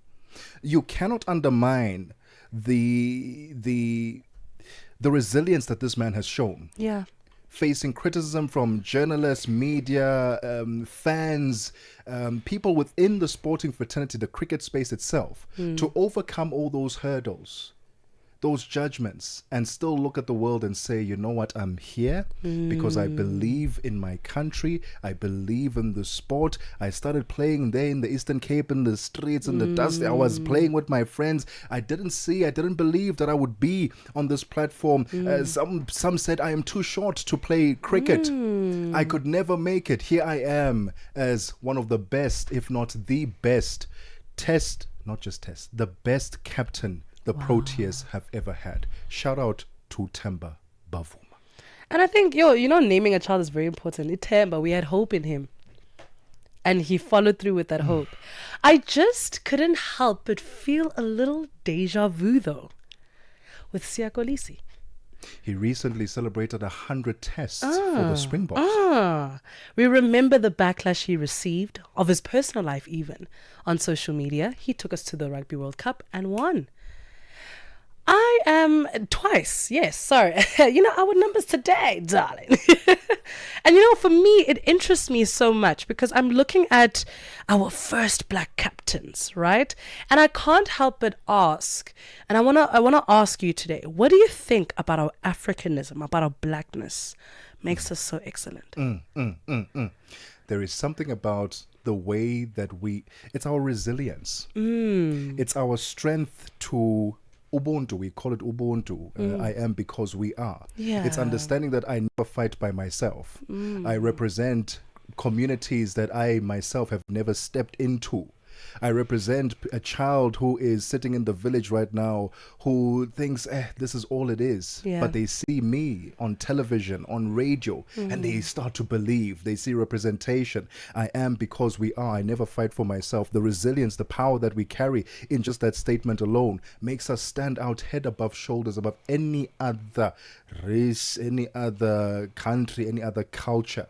There's something about South Africa. Recently, we hosted the G20, the first African country to host the G20. Not so long ago, we hosted the FIFA 2010 World Cup, the first on African soil. We hosted the BRICS summit in 2018, the first. This happened in South Africa. There's something about representation, and when we start seeing ourselves on these platforms, realizing that, hey, we also belong on the seats around these tables, we can conquer just about anything. Our resilience, our strength, working together, knowing that we're fighting for others is an amazing thing. It's a power, it's a strength that we carry with absolute pride, and the humility that we have as well. We don't speak often about the humility. There are, and we talk about races, and I know I'm not trying to get too much into, but when you go into a community of black people, and you're a different race, the warmth that you receive walking into those communities. There are other races where you walk in there, you immediately feel shut out. There's something about us realizing that Ubuntu, man, I am because we are. Imagine if we applied all of that socially. Every day. Imagine if we applied everything that you just said now. That happens in sports. And that's why I love sports so much. Because the culture that exists there. When I'm watching a rugby match, for example, it's the one time I feel we're all the same. I can go to an Afrikaans area and watch rugby and have the time of my life without feeling even an ounce of racism. Imagine if that strength, resilience, patience, Ubuntu, we practiced it socially. Who would we be as Africa? That's a question we're throwing it to you as well at home. Why don't you comment below on our TikTok account? Comment below at Channel Africa 1. Where would we be as a nation if we applied those very things? Ubuntu, patience, resilience, our strength working together, our patience. Where would we be in our communities, on the global platform? Give us the platform, give us the stage. We will show you that we will be the hardest working in the group, and we are going to outshine every single person around us. And not because we want to be arrogant, but just because when we grab something, we grab it and we see it through to fruition. And I love that about Black and African excellence. Well, someone who's definitely outshining right now physically is Tami Ngubeni, because that jacket, girl, I'm going to need you to leave it with me. Honey, step into the frame right now. You are looking way too cute to go. Listen, I am doing my best at the gym to at least wear a jacket like that. Good afternoon. Hi, Tanya. How are you? I'm awesome. How are you doing? I am great today. What is coming up? Very gracious thank you to you. But I you know what? This jacket would actually go so well with what you're wearing. Oh, thank you, as far as color coding is concerned. Well, here's what we've got coming up on Africa in Business today. The South African Revenue Services, SARS, has put together a large business forum. Ooh. And this is all aimed at ensuring that the largest taxpayers in the country are convened in one spot. And we'll find out why they're bringing all the biggest taxpayers together. Yep. And also, once again, AGOA under the spotlight being the topic and the agenda following the G20. There's a new bill that's been tabled at the US Senate to increase or extend AGOA for a further 2 years. But there are some countries that have been excluded from that bill. We'll find out which countries and why. The US, no? The US right now remind me of a high school cafeteria. Ooh. Ask me why. Okay, why? You know the cool kids when they draw up the cafeteria and they say the cool kids are going to that corner, the nerds are sitting in that corner, and the math geeks are sitting in that corner. They feel very segregatory. And I don't particularly like that. Not a big fan. Exercising power, exercising influence. Or the shadow of power now that they realize they don't have as much anymore. Well, look, the geopolitics has certainly changed. The dynamics have changed, and it has been a long time coming. I must say, Trump is a president at a very trying time in the history of the United States, especially with the emergence of BRICS and other options that the world now has. So it is a time of change. And BRICS being an oil superpower really threw a span in the works for them. So it's and be an the interesting geopolitics time. don't help as well, because it's a very unstable time in the world. As far as global politics are concerned, and obviously economics tied with the politics too. So that's just part of what we've got in store for you on Africa in Business today. I'll be tuned in. It's a long way home for me, so I'll definitely be tuned in. It's going to be absolutely exciting. Thank you, Sis Tammy, for that. It is just gone 15:58 Central African time, and just like that, wrap up the upside for our lovely Wednesday. From me, Ntsako Mhlanga, and the amazing Tebogo Lekhuleni. Thank you so much for choosing the African way to drive you home. Sis Tammy and the team, they've got Africa in Business on lock. So please make sure you still give them the love that you gave us. Have a beautiful and blessed afternoon. Goodbye. We take no sides, none whatsoever. We are the upside.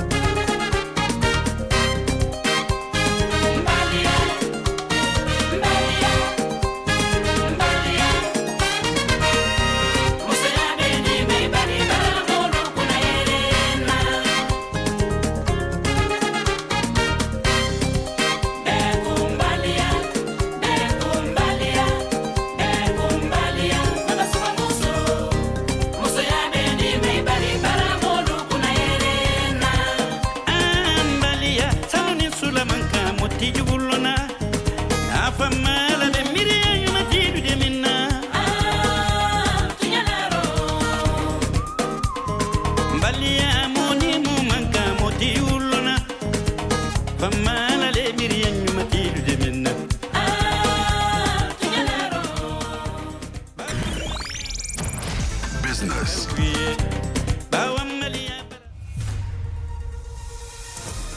SABC News. The African Perspective. I'm Tami Ngubeni. It's gone exactly 4 p.m. Central African time as we head over to the news desk for the latest local, continental and international news. SABC News. The African Perspective. Thank you, Tammy. Looking at your top stories, gunfire has broken out